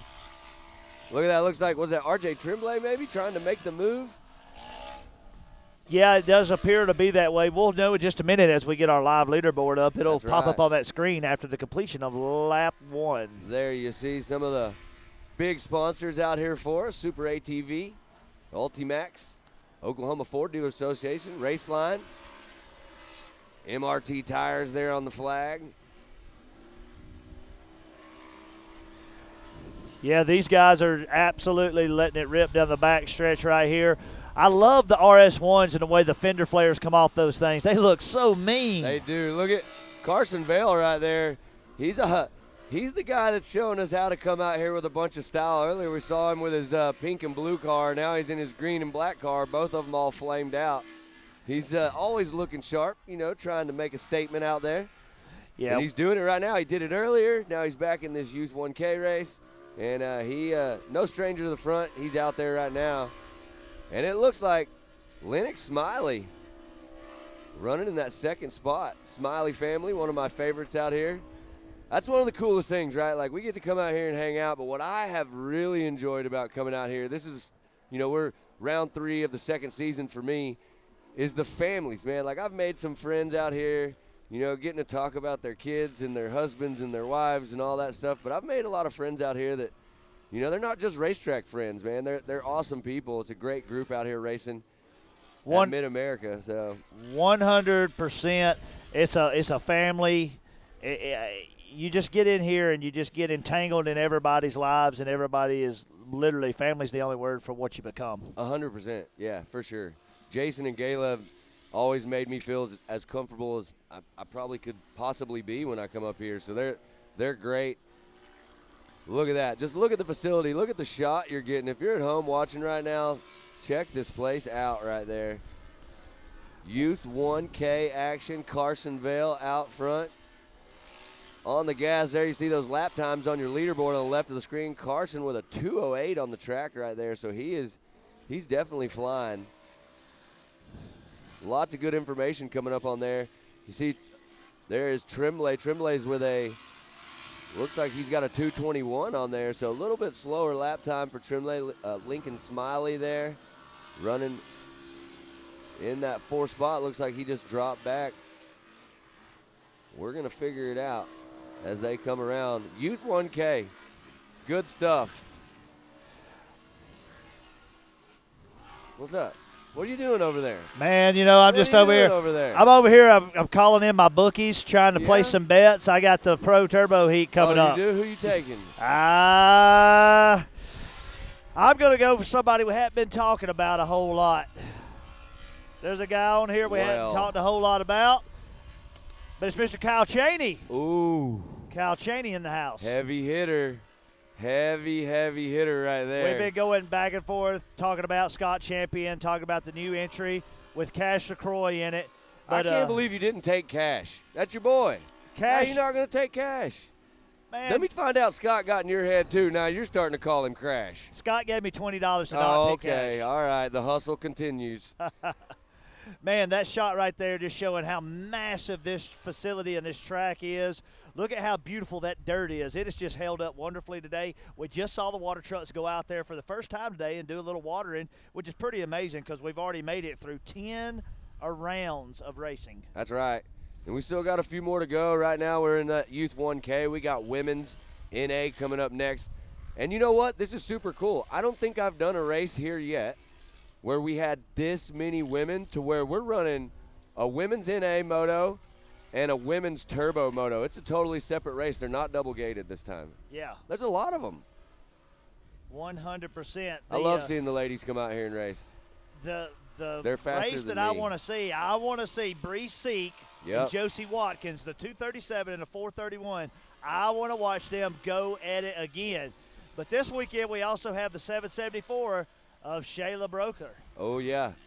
I follow the Brokers on social media. They do a lot of racing, a lot of different types of racing. They go to everything. So. Well, I got a little bit of inside information from Josh with 5-Star Tuning. He has been doing some work and got that car tuned up. It's going to be a fast car as she comes out the gate. Yep. Right now, all the Youth 1K action out on the track. Carson Vail, Ryder Van Beekum, and Jace Leach running in your 1, 2, and 3 positions. And then you got Tremblay back there. Looked like he was in the 4th spot. Tremblay on the gas also. He's running in that 4th spot. He'll get back up there. This Youth 1K, it's a fast group of drivers right here. So you may have already told me, but how old is Carson? I believe Carson just turned 16, right? 16, so he's doubling down in a couple classes too. Yeah, absolutely. Carson celebrated a birthday. I saw him recently. His dad got him a big new diesel truck. He's all about rolling coal now. So he's been posting on social media lots of funny stuff. Carson's an extremely fast driver. I wouldn't expect him to drive anything slow. Rolling coal, nothing slow. Yeah, that's right. RJ Tremblay looking good out there. So is the Smiley brother. Well, it looks like we may have one Smiley lap down. Maybe he had some issues out there. Oh, man, he got a little squirrely over here on this back side. I was just looking back over here on the track before the race line jump.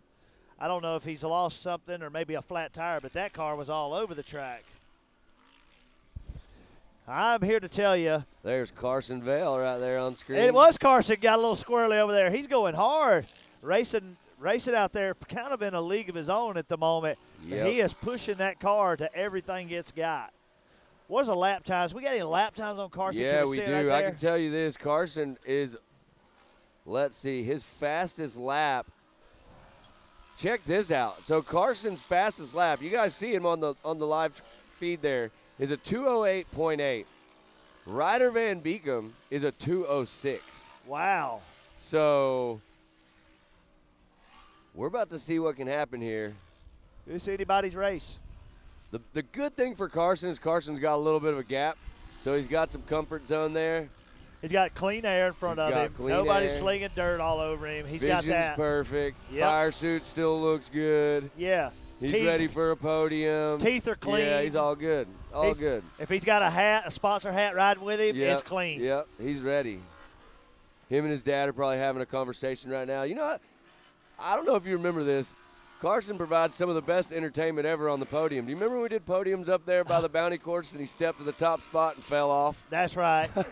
Hey, listen, when I used to race, I used to take my sponsor's hat that I was going to wear on the podium, and just to kind of keep myself knowing that I had a goal, I'd take that hat and I would put it on the passenger side, and I would, latch it on to the hold bar or maybe on the roll cage, and I always tell myself, it's my job not only to get on the podium, but it's my job to keep that hat clean. Right. So if I stayed out front, I kept my sponsors happy by two ways. One, I made it on the podium, and two, I got on there with a clean hat. I like that plan. That's a good one right I got on there with a lot of dirty hats. Yeah.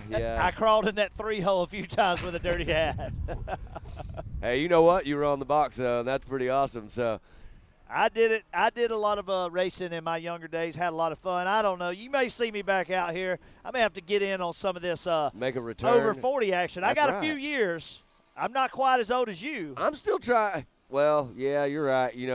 I'm still trying to figure out when they're going to let me and you get in a 170 with mics that we can announce while we race with these kids. We didn't got to win. I just want to run around and wave at them and talk to them. The unfortunate part of that is we couldn't win if we wanted to. I agree with you on that. Those kids are too fast. They are fast. Coach St. Peter, he'd probably put 10 laps on us before we did one. You're probably right. But I tell you what, I could probably get in there and teach him a little bit about rubbing his racing. That's right. I might just give him a little lesson in that, and he'll carry that on with him. Yes, he will. That's that wisdom that comes with age and all the years of racing. With age comes a cage. I heard you say that yesterday. I did. Scott Champion, he's a prime example. Age comes a cage. He went from 2 wheels to 4 wheels and a harness and a cage. He was racing Supercross last year. Yep. He was out here jumping with the stunt team. Yep, freestyle and show. Now he's a UTV racer. Full blown, What's next? There's no telling with that guy. What's next? I heard he's pretty good at racing that Partzilla Sprinter van. I'd like to do some racing out here. Y'all can tell us at home what you think. I'd like to do a race where we have some trucks and we pull boats or campers behind us. I think that would be an amazing idea. Why don't we make it happen? I think we should. At Visions, we're going to have a demo derby. Dude, that's going to be super cool. We're going to have a demo derby. Do you have a car set up for that? I think we should get one and ride together. I'm 1,000% in. Who's driving? I say we do one steering wheel in the middle, and you hold it with one hand, I'll hold it with the other. I got you one better. Let's do it like the cruisers used to be in dirt track. I'll get the steering wheel, but you get the gas and brake. Dude, I'm in. I'm so in. Like, what if we – have you ever seen the rickshaw races? Oh, yeah.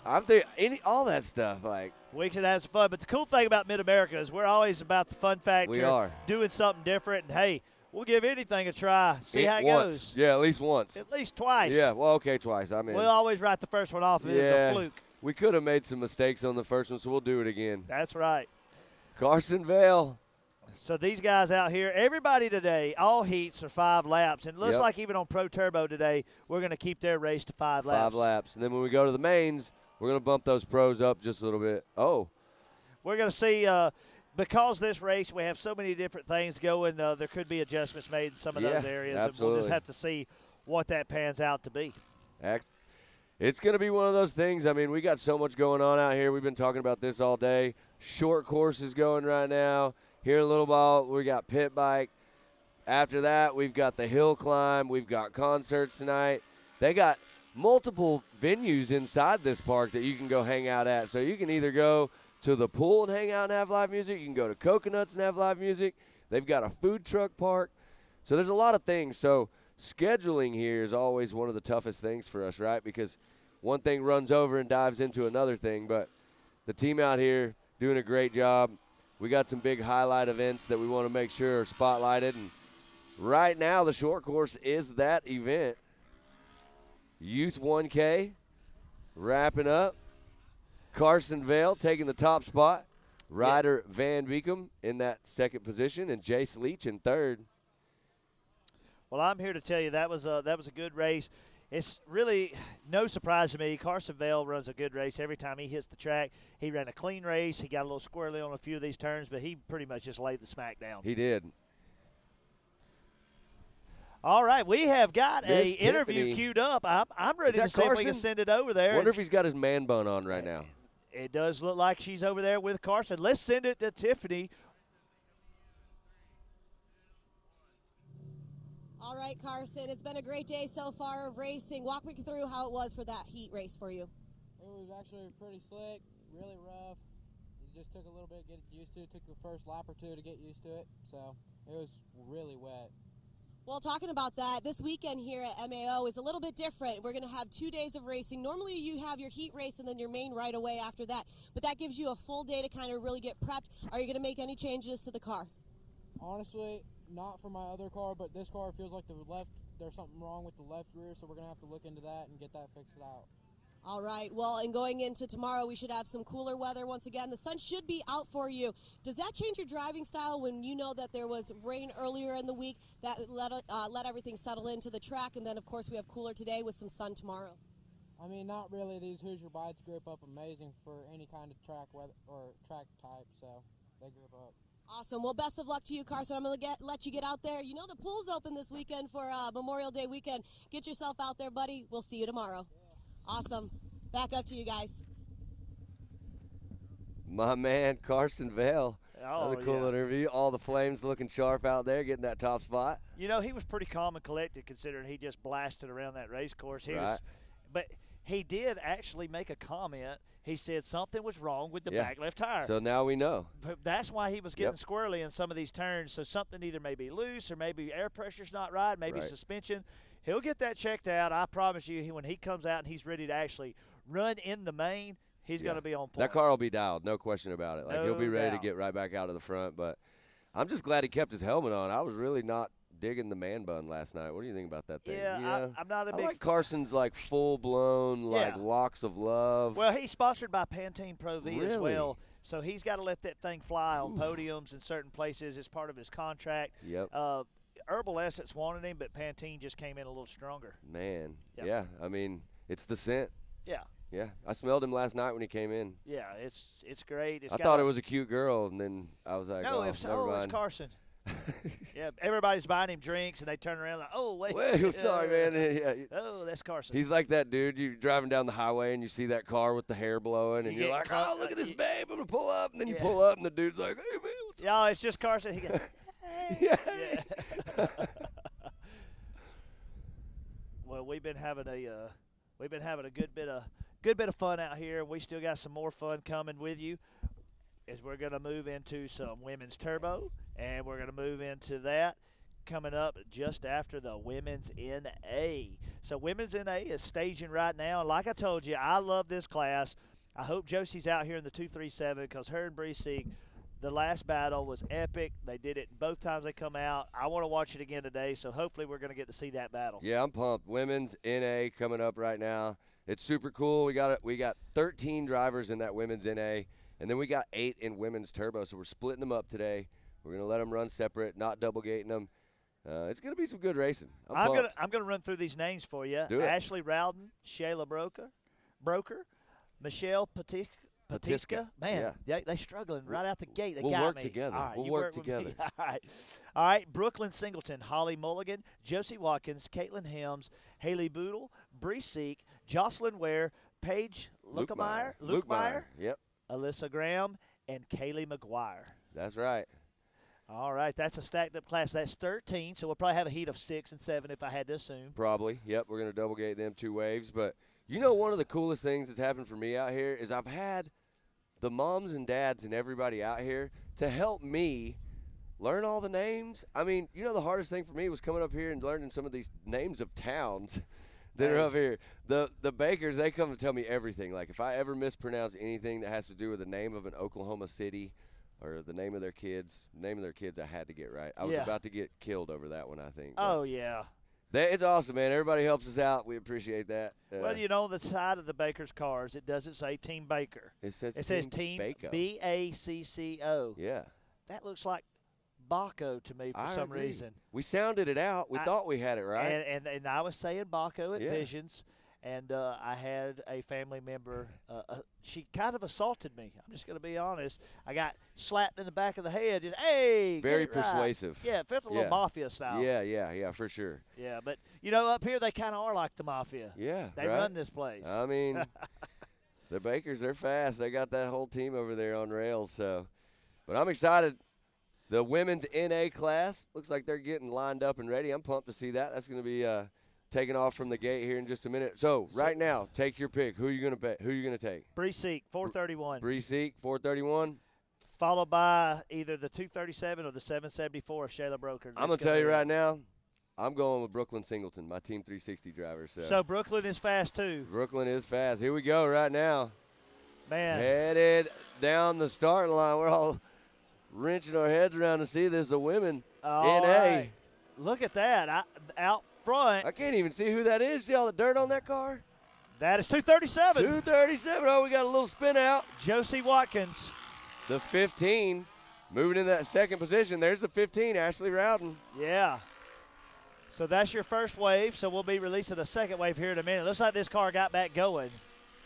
You know, hey, I want to bring something up real fast. We got Ashley Rowden in that second position. You remember last weekend we had a lot of talks with Ashley and her mom, Crystal, right? That's right.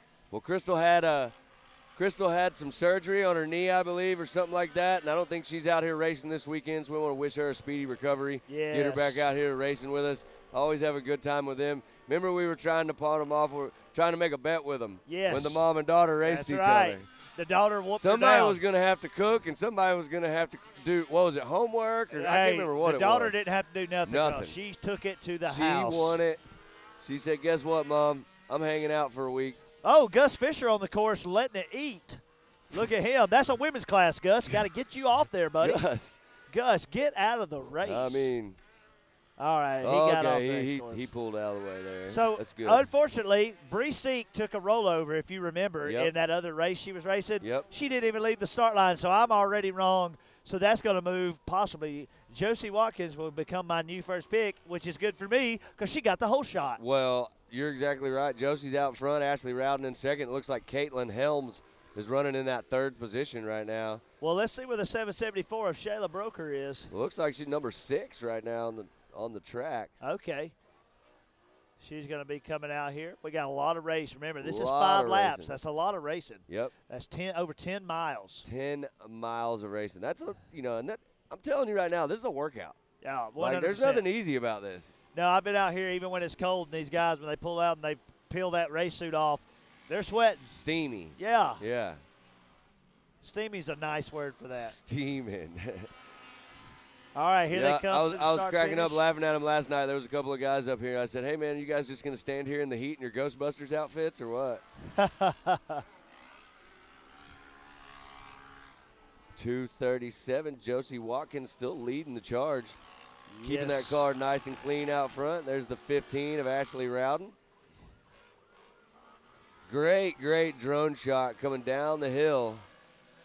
It looks like Shayla Broker has moved into 5th. 109. Yeah, Shayla's moved into 5th. 109's Holly Mulligan. Great shot of Holly right there going up that hill. Yeah, that's awesome. Look at how cool that looks, man. These guys with these drones, man, they're something special. I saw them flying that drone through coconuts the other night. Oh, yeah, they can do anything with it. Haley Boodle. Looks like Haley Boodle's moved up into that second position.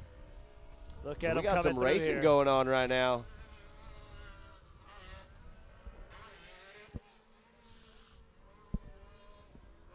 %. These women drive these things hard, and like I said, what you could grade them against as far as what the men do is half of them race with the men. Exactly. Yeah, they double down. They get to race this their race, and then they also get to participate if they choose in the other classes as well. Yeah, a good example coming up here in just a minute, we're going to get to see in that women's turbo, we're going to see Kendra Hoop.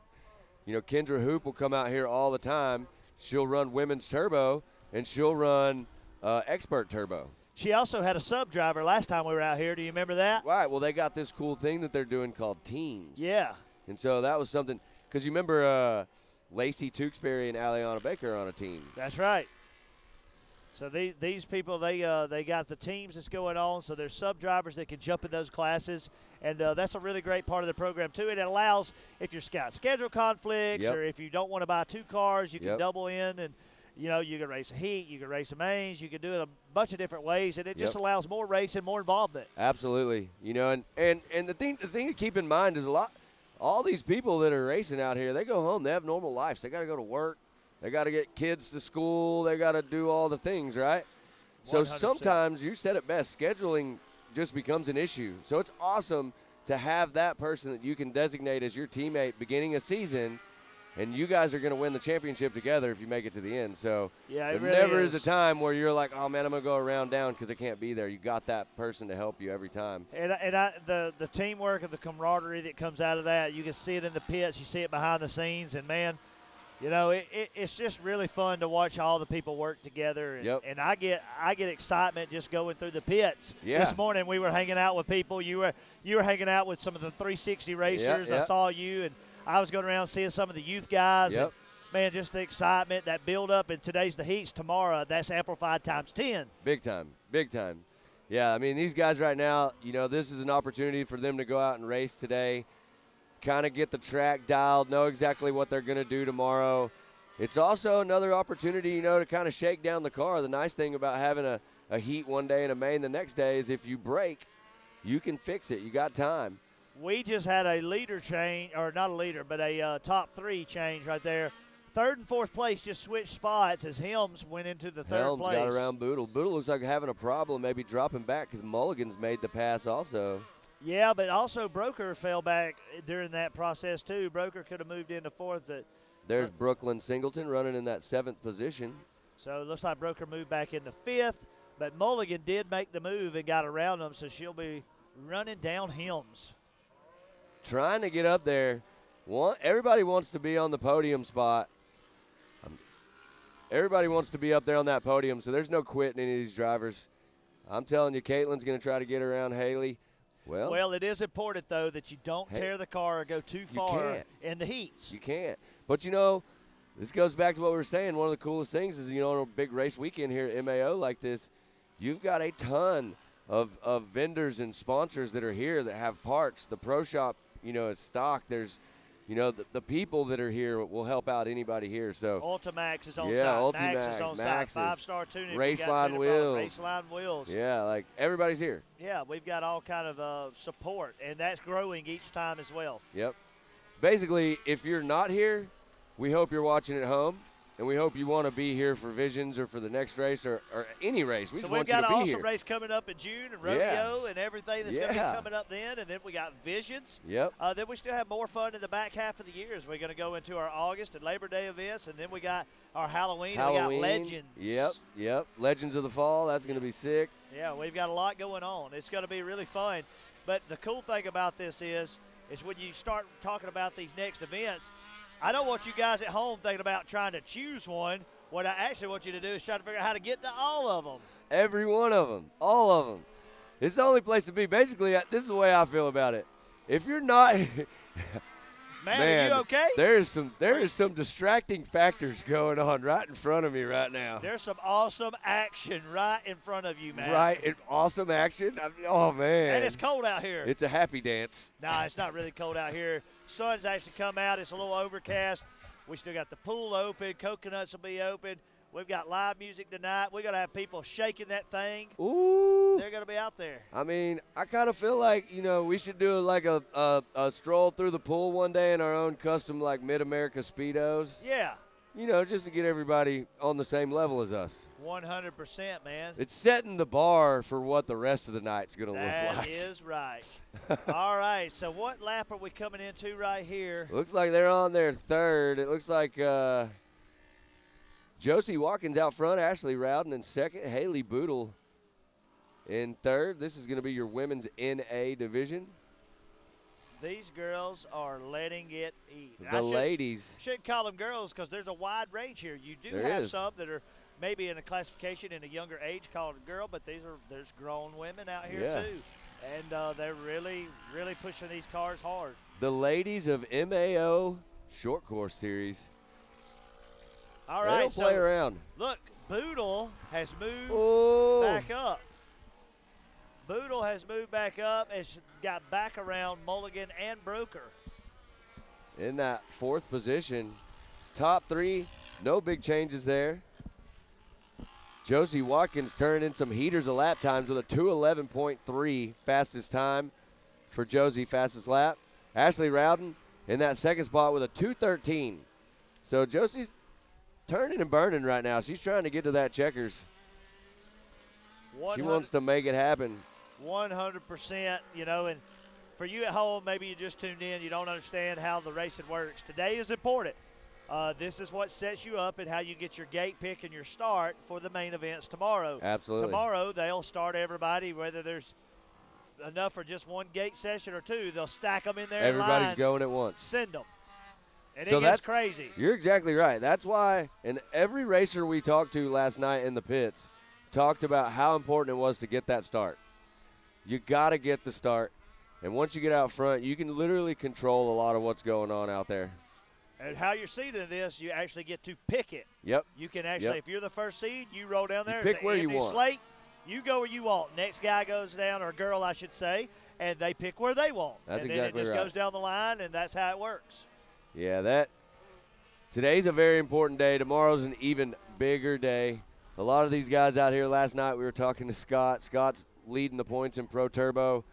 He's definitely all about. And hey, I heard this earlier. I don't know if this is actually going to happen. Sorry to cut my thought off there, but I was looking at my list, and what I heard earlier was that Scott champion Kyle Chaney and Cody Martin were all in the same heat. Oh, wow. Yeah. How did that happen? I'm not sure. That should be interesting. Yeah. So we're going to get to see some heavy hitters in that one for sure. But you know what? I mean, we can sit here and say that, right? We can sit here and say, well, that's a heavy heat. Like, heat one's going to be tough, They're all all that. fast. But then you look at the list, and it's like, okay, so what are you going to do with Corey Willis and Jeb Boodle and Zach Beavers and Ryan Tewksbury, Kanan Baker, I mean, Jordan Berza, Cash, Jeff Hughes. There's a ton of Austin Vanover. Like, this is going to be – guys, if you can't tell already at home that we're getting hyped for this Pro Turbo coming up here shortly. Yeah, it's going to be a battle, and, I didn't pick Cash, like you said. I didn't pick him to win, but I'm still excited to see what he does. I am too. And it mixes it up for everybody. A new racer coming into that pro class mixes it up. I think everybody knows, Scott is one of my homies, and I have a great time calling races for him. But at the same time, Cash has become one of my favorite dudes out here. I'm from Alabama, Cash from Alabama. His dad, he's awesome. So it's kind of cool. I like hanging out with him because it kind of takes me back home a little bit. There you go.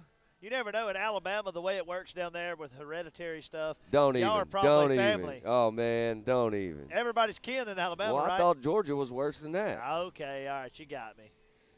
I mean, You got me. come on. Billy's back up top. Billy. The race commander. All right, so listen, I'd like to send it down back to the pits. Who do we got in the pits? Miles, what you got for us, Miles? We are trackside with Mrs. Josey Watkins. Another great run out there. This is your second time on the track today. Anything different out there? Or is the track still holding up great? The track still feels pretty great. I mean, there's quite a few wet spots, but other than that, the track's amazing. And look at the smile. I mean, you've been out there having so much fun. I asked you earlier, what was your favorite part about outside the racetrack? You're like, I live, eat, and breathe this, and that smile shows it. Oh, yeah, definitely. I mean, I've been putting hours and hours into this car, just trying to get it together, and we finally have a good run, so I'm just excited for tomorrow. I love seeing it. Like I said, you're pulling double duty, so you run 2 heats today, 2 mains tomorrow. Anything you're going to change up on the car, or is it feeling pretty good? Honestly, it feels pretty good. I might try a different tire setup, but other than that, everything feels great on the car.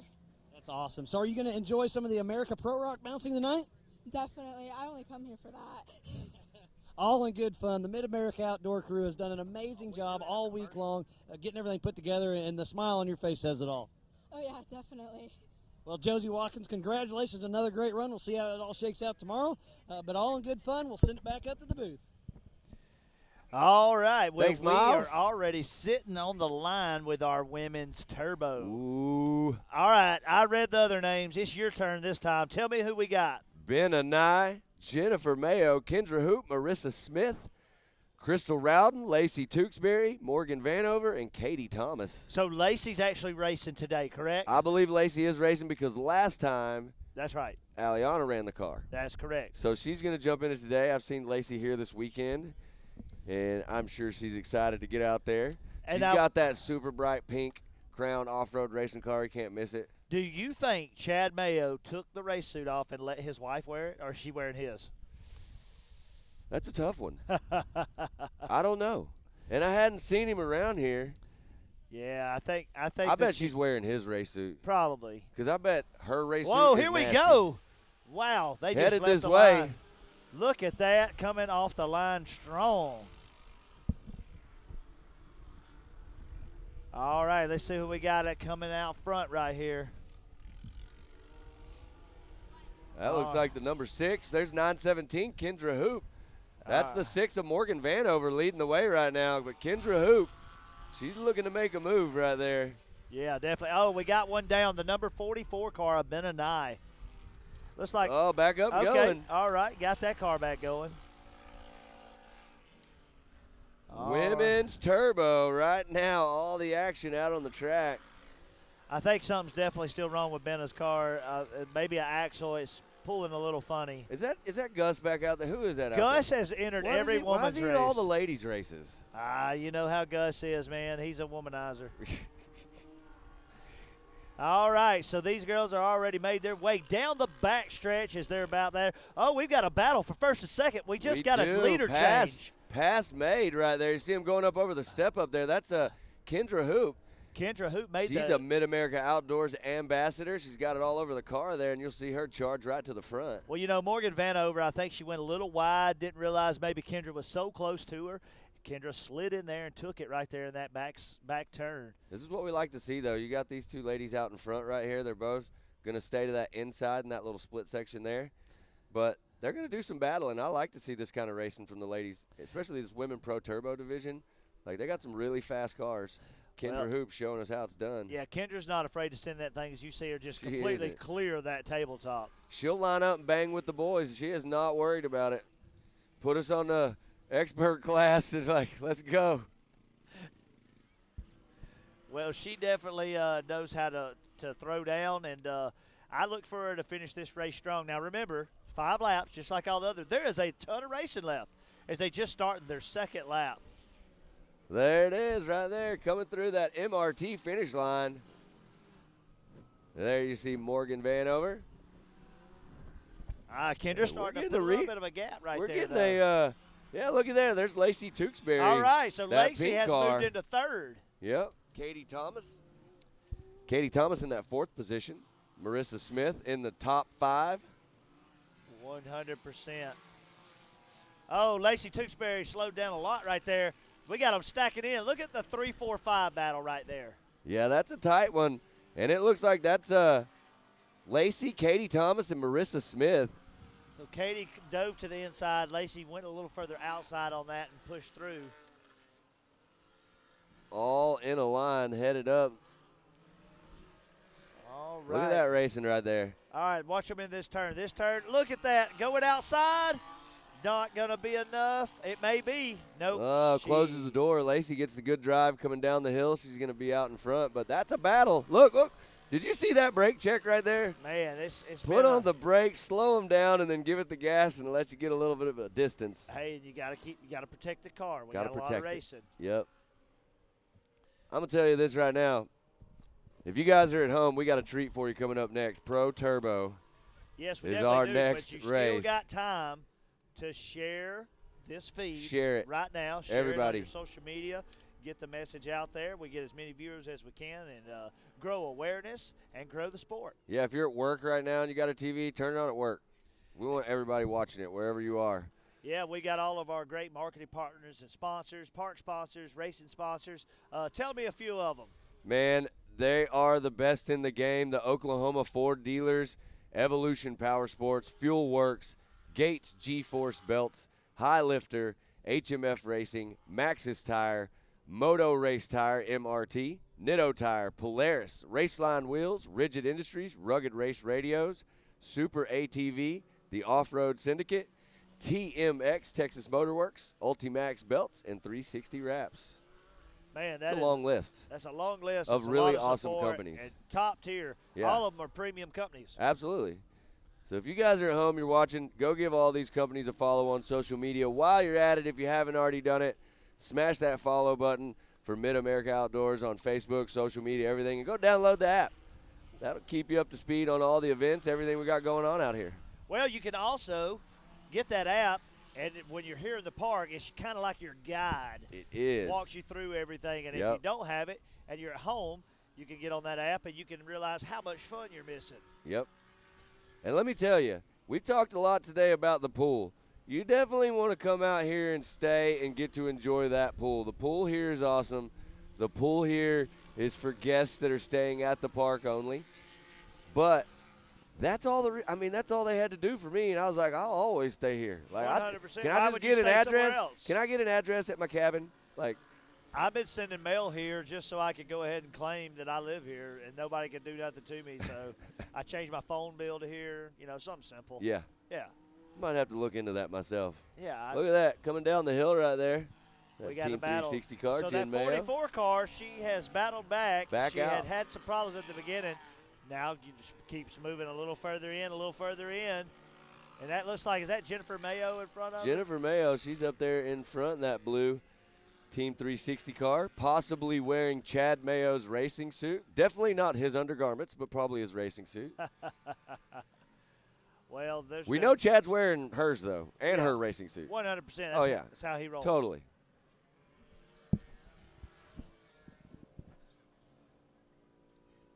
Kendra Hoop, she is on the gas out there. Fastest lap on the track is Kendra with a 2:08. 2:08 is smoking it. That was Smoking. I believe when we were talking about Carson Vail earlier, that's the same lap time as Carson Vail, and Yeah. we know how fast he is. Absolutely. She is one of the fastest ladies I've ever come across. As far as a driver, she'll jump in there, dice it up with the guys. And she's also just an amazing person, that whole family. Kendra is an ambassador out here for Mid-America Outdoors. There's several of them. Kanan Baker's one, a bunch of other guys and girls. Cash is one. Cash is Paul one. Wolf. Paul Wolf, yep. Yeah. So Harley. Yep, tons of them. I can't even keep up with them. There's so many of these people. But we're stoked to have them all. They're definitely our they're the best of the best out here. That's who gets to wear that patch, and they represent this park to the fullest. And there's a lot of those people, but this is the group we're running with right now. Women's Turbo, Kendra Hoop.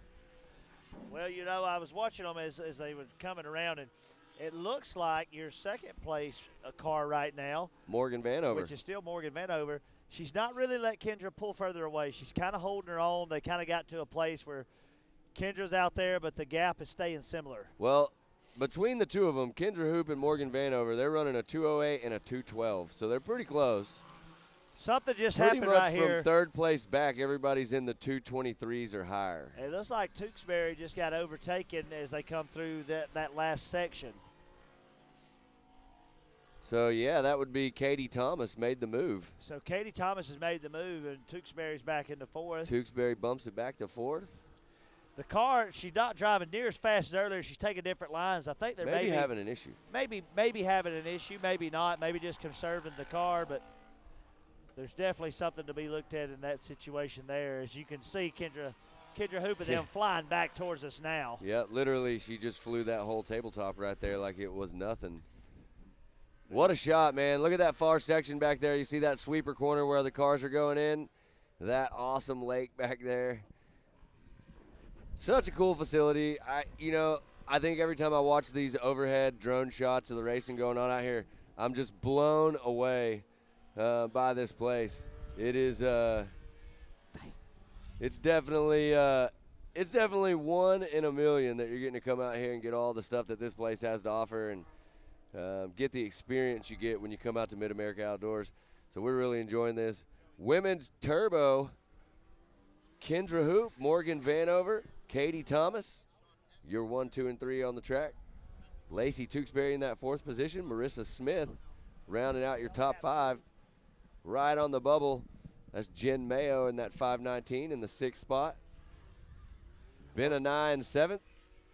So Ben and I, she started out slow. Like she had to turn the car off, maybe lost power steering or something, turn it back on, and she's been picking away and battling right there. So proud of her staying with the race. It'd be easy just to pull off and quit, but they don't quit. Nope, zero quit. I've seen these ladies and guys out here. We talked about this earlier. I watched Kanan Baker last round run his car on 3 wheels wide open for 4 laps. Never let off. For 4 laps. Never let off. And I'm standing there with his dad, and his dad's looking at me like, oh, my God, I'm going to have so much work to do when I get done with this. Yeah. I just shook his hand and said, good luck, sir. Hey, listen, we're on the final lap of this heat for this Pro Turbo class for the women's right now. Women's turbo. Women's turbo. I said pro. They're pros. They are pro. They are pros. If we called them anything different, we'd probably get beat up. These are the women's pro. I mean, they're all out there. But this is the final lap. And Kendra Hoop, she's got a pretty commanding lead right now, followed by Vanover back there. But we've got that battle that's going on right there for 3rd, 4th, and 5th. They've been staying tight. Finally got a little gaps in there, but Tewksbury's settled back and forth. Looks like she's back moving normal again. Yep. Everybody seems to be in the spot that more than likely they're going to finish this race out in that same position.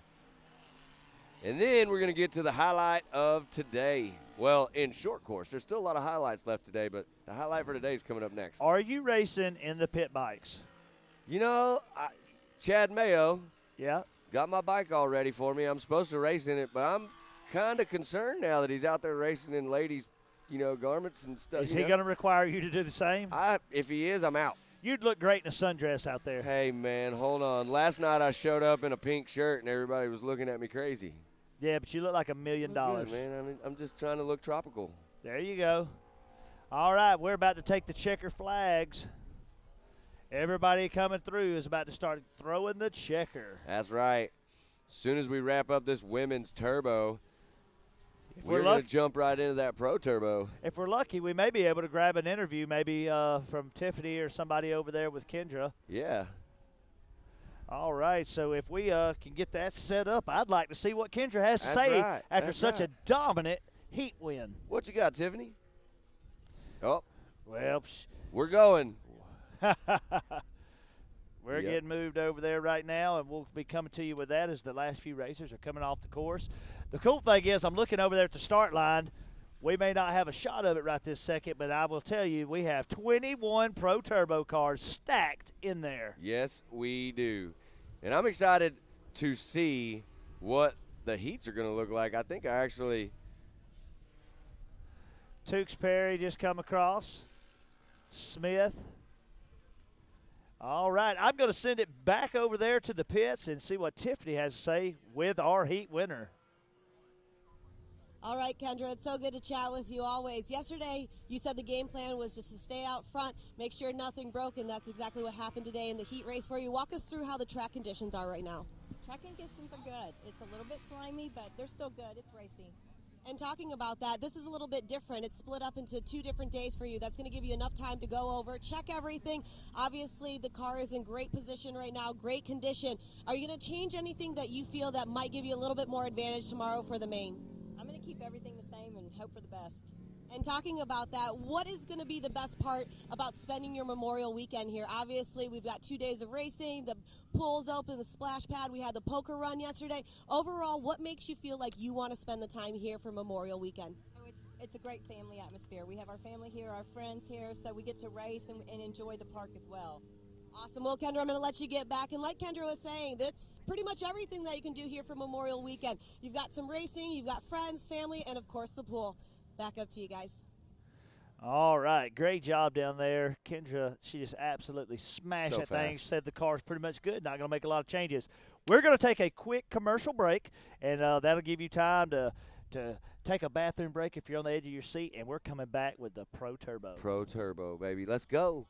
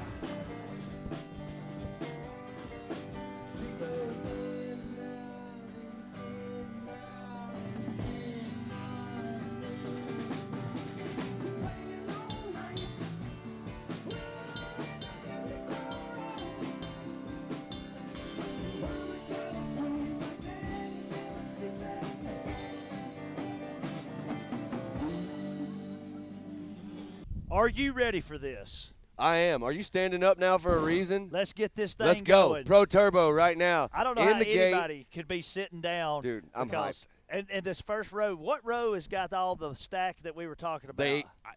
I was wrong. That was a rumor that I heard. So I did get a message a minute ago that filled me in that there is going to be. So we do got Scott Champion in row 1. Okay. Looks like we got Kanan Baker. Well, no, Kanan's in the second. Cash is in the third, I believe. Cash is in the third. Man. It's spread out. I'm not even going to tell you guys at home. This is going to be just an exciting thing for you. Watch this. Pro Turbo coming right at you. All right, let's do this thing. There they go. And they are off. Look at that. Scott Champion up the hill with the hole shot. That boy's on the gas right there. That's Cody Martin right behind him. He told us yesterday he had to beat Cody. Oh, look. Side look by at side. this. Whoa! Oh! Saved it. Wow. What a race. Scott going to dive off the side and get back in there. Oh, he's broke. He broke a tie rod. He's broke. Man, I hate to see that. Brutal. But Cody Martin capitalizing on that moment. You know, and hey, last race we were here, Cody Martin took a bad spill. Here we go. There you see it. Wave number 2. Kanan Baker. Kanan Baker. Who is that in that? Is that Tewksbury? Yeah. That's Tewks. No, that's Cheney. That's Cheney. That's Cheney. Kanan Baker gets out in front of him. Looks like Cheney's going to hit that outside line. Gets the move. Wow. What great racing right out the gate. I know, right? We went wild. 0 to 100 real quick right here. You got that right. We got one more wave about Here to come they off. come. That looks like, I think this is where you're going to get Tewksbury and Cash and all these guys. Cash with your fastest lap in practice yesterday. Here we go. Shooting up the hill. Here these guys come. Look at them flying. Cash is going to be in third. Yep. Tewksbury in second. Looks like Zach Beavers right now leading the way in that third group. Man, this is a battle for sure. On the gas, Tewksbury looking good. There, you see him coming through. Look at the gap that Cody Martin has created. Cody's got something to prove. He had a wreck. He dealt with the wreck. He got that car fixed. He's worked super hard to get that car dialed, and now look at him. Nothing but full-blown heaters on the gas. All right, as you coming down the hill, it's like our watching third wave right there. All right, it looks like you may not see it on the screen, but Cody Martin's crossing start-finish. He's going to be our leader of that first wave. Man, I got to see something here.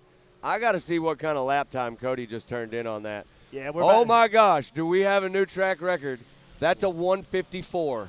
Oh, man, I don't know how they count that because of the start. I don't know if the first lap counts. We'll wait till the second lap, but that was a 154 by Cody Martin. He is not playing around right now. He is going to put that 15 machine up in the front. Look at that. There you got the PPEI car. That's Corey Willis. Yes. Looking really good. All right, you got your second wave right there. Coming through. Looks like you got Cheney out in front. With Kanan right on his heels. Baco Racing, they're on the gas. He is a heavy hitter. I like this line he decided to take up here. I don't know if you saw that. It looked a little bit different.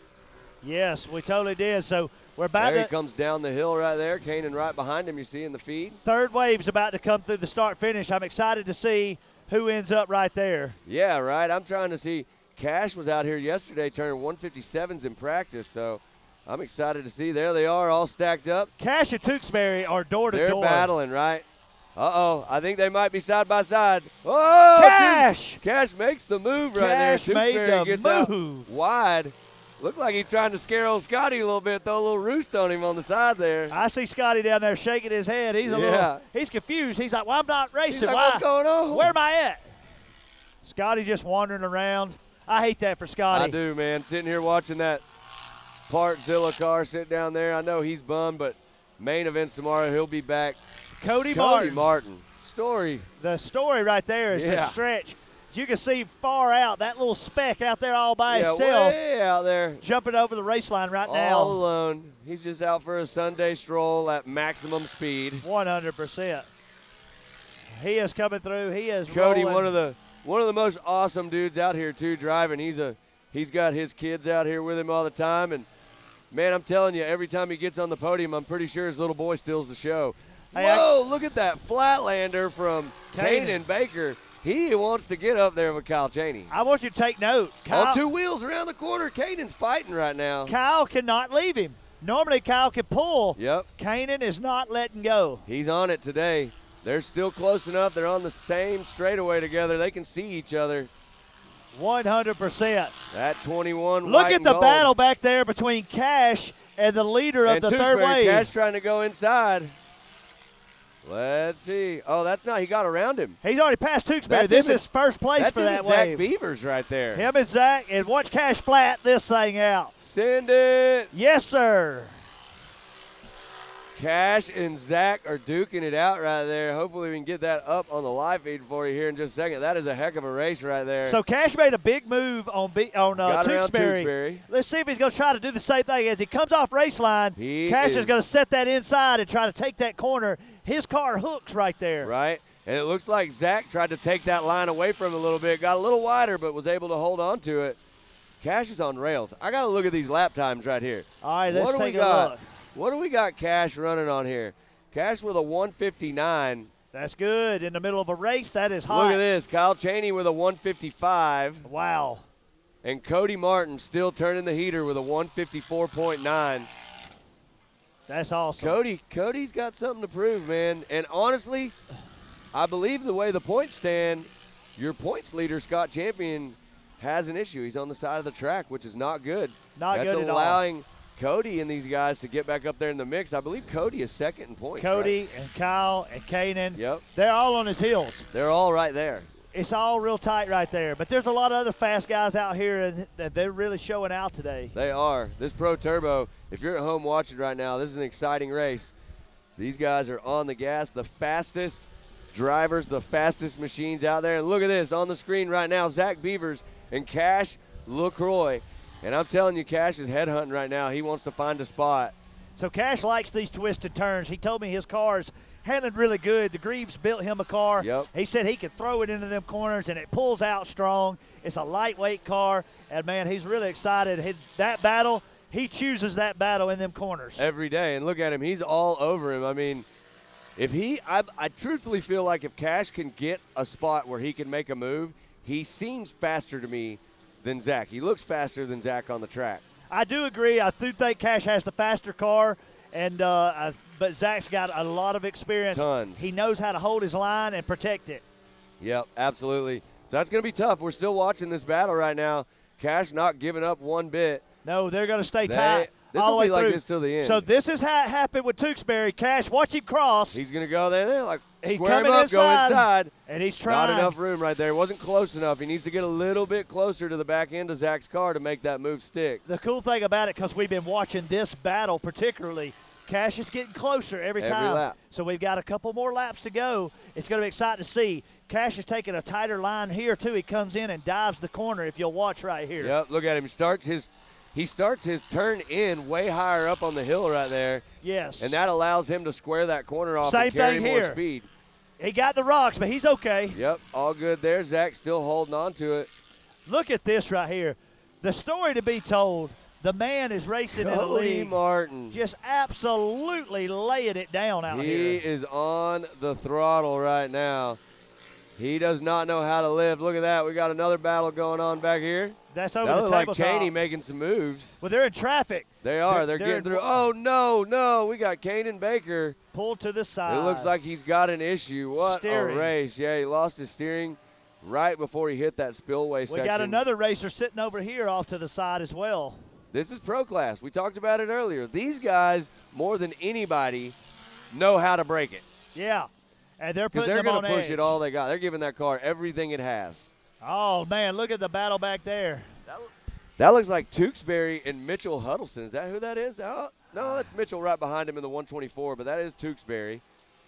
Tewksbury will not give up. Oh, get up on two wheels a little bit. Bicycle that's action everywhere. That's 191 right there.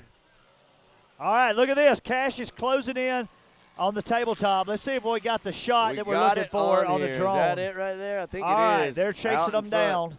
Whoa, no, we got Cash with smoke. He's got an issue. No way. Oh, man. Having a beautiful race. We'll get that checked That's out. how it goes right there. Fortunate enough for Zach Beavers, he don't have that pressure no more. Yep. Should be smooth sailing for him. And there he is right there heading up the hill. They're catching that white flag. Flying. One more lap. Zach Beaver's looking good, but I'm telling you, right now, all eyes on the tracker on Cody Martin. This dude is flying. Absolutely stretched this thing out. It's ridiculous how far ahead he is. Same thing with look at Corey Willis right here. He's on the gas too. With Kyle Chaney being in his wave and with Kanan, his closest competitor, pulling off, Chaney's going to have a big gap as well. Absolutely. All right, everything's starting to get out. We did have this fourth lap. It looks like it kind of took there everybody, took some tolls. Checkered flag out. Cody Martin, big win, coming back from the wreck. And literally, I mean, he made a statement. Number 17, Corey Willis. That second position. All right, let's see what we got coming in here next. Corey Willis putting in a great drive, PPEI driver. That 191 of Chaney. There it is. 191, Kyle Chaney. Now, just take note. There was 6 or 7 on that front row. Chaney started on the second row. Yeah. Finished third overall. Third overall in the whole field. That might move him up. Him and Cody are real close. Look at those times. Yeah. Cody actually having the better time with an 8:42. Those guys are battling. Well, that's not going to be your whole time, but yeah, Cody. It looks like Cody's going to have the better time overall than Kyle. So that'll give Cody. So your final wave's coming out through here, and as we talked about, Zach Beavers right there, stretching out. But these guys hung in here with them. They stayed on same laps. They did not let off. No. Listen, this was a lot of fun today watching this Pro Turbo. I'm excited, but you know what? You guys at home don't even understand how much more exciting it's going to be tomorrow. Think about this. You're going to have a couple of hard chargers that we had picked at the front of the pack, starting at the back. And they're going to Scott Champion, Cash LaCroix, Kanan Baker. I'm telling you right now, none of those guys, I have zero worries that wherever they start, they're going to give us a heck of a show tomorrow on that Pro Turbo, man. You got that right. All right, as we're rounding out the last few cars on race course right now, we're going to be bringing them down, and we got one more about to come through the start-finish. Let's see if we've got somebody over in the pits. Who do we got over there, Miles? I think Miles. Miles ready? Let's send it to Miles? him.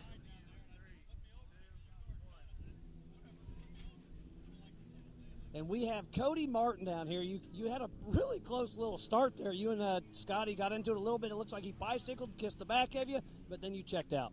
Yeah, Scott's super good off the starts, and he had me coming down in the first turn, and I went wide and went around him, and it's making a ton of grip down there. This track conditions are great right now, and he biked into me, and I don't really know what happened from there, but I tried to put my head down and put a charge on. They're doing overall time, so even though if you win, you still got to go as fast as you can because somebody in the heat behind you or the wave, the wave behind you, they could get fourth, but if they have a faster overall time than you do, then you're fifth gate pig. You're behind them. So, and that's new this round, but personally, I think it's fair. I like it. I think it's super fair because there is no more 3 first place, 3 second place. Now it's first through 24th or however many of the guys there were here today. So, I think long term it's going to be sweet. They did a good job with it. Yeah, and last round 2, you got second place. So going into round number 3 tomorrow afternoon, being on that pole position, you got to be excited about that. Yeah, super excited. It's always nice to get first gate pick. Starts are critical out here, and we're just gonna leave the car the same, get it cleaned up, and make sure nothing's broke, and get ready for tomorrow. Yeah, and tomorrow afternoon it's gonna be a great evening. We still got all sorts of stuff. Memorial Day weekend here at Mid-America Outdoor. There is stuff going on all day long, all evening long. I'm sure you've enjoyed some festivities yourself. Outside of the racetrack, what's been your favorite thing you've done thus far? Probably just hanging out up at the pool. My little boys, they love the pool, and they've got like a kid zone, splash pad. Yeah, I was looking for the word. So now that's like they want to live up there. Like they would, if I could leave for an hour, and they probably wouldn't even know I was gone. Yeah, and that's what it's all about. I mean, family friendly at its finest here. You just got done with your heat. Great showing. It's going to be a great weekend. So just congrats again, and we'll see if you can bump up one more spot tomorrow. Shooting for that top spot. All right. Yep. Congratulations, Cody Martin. We're going to send it back to you guys.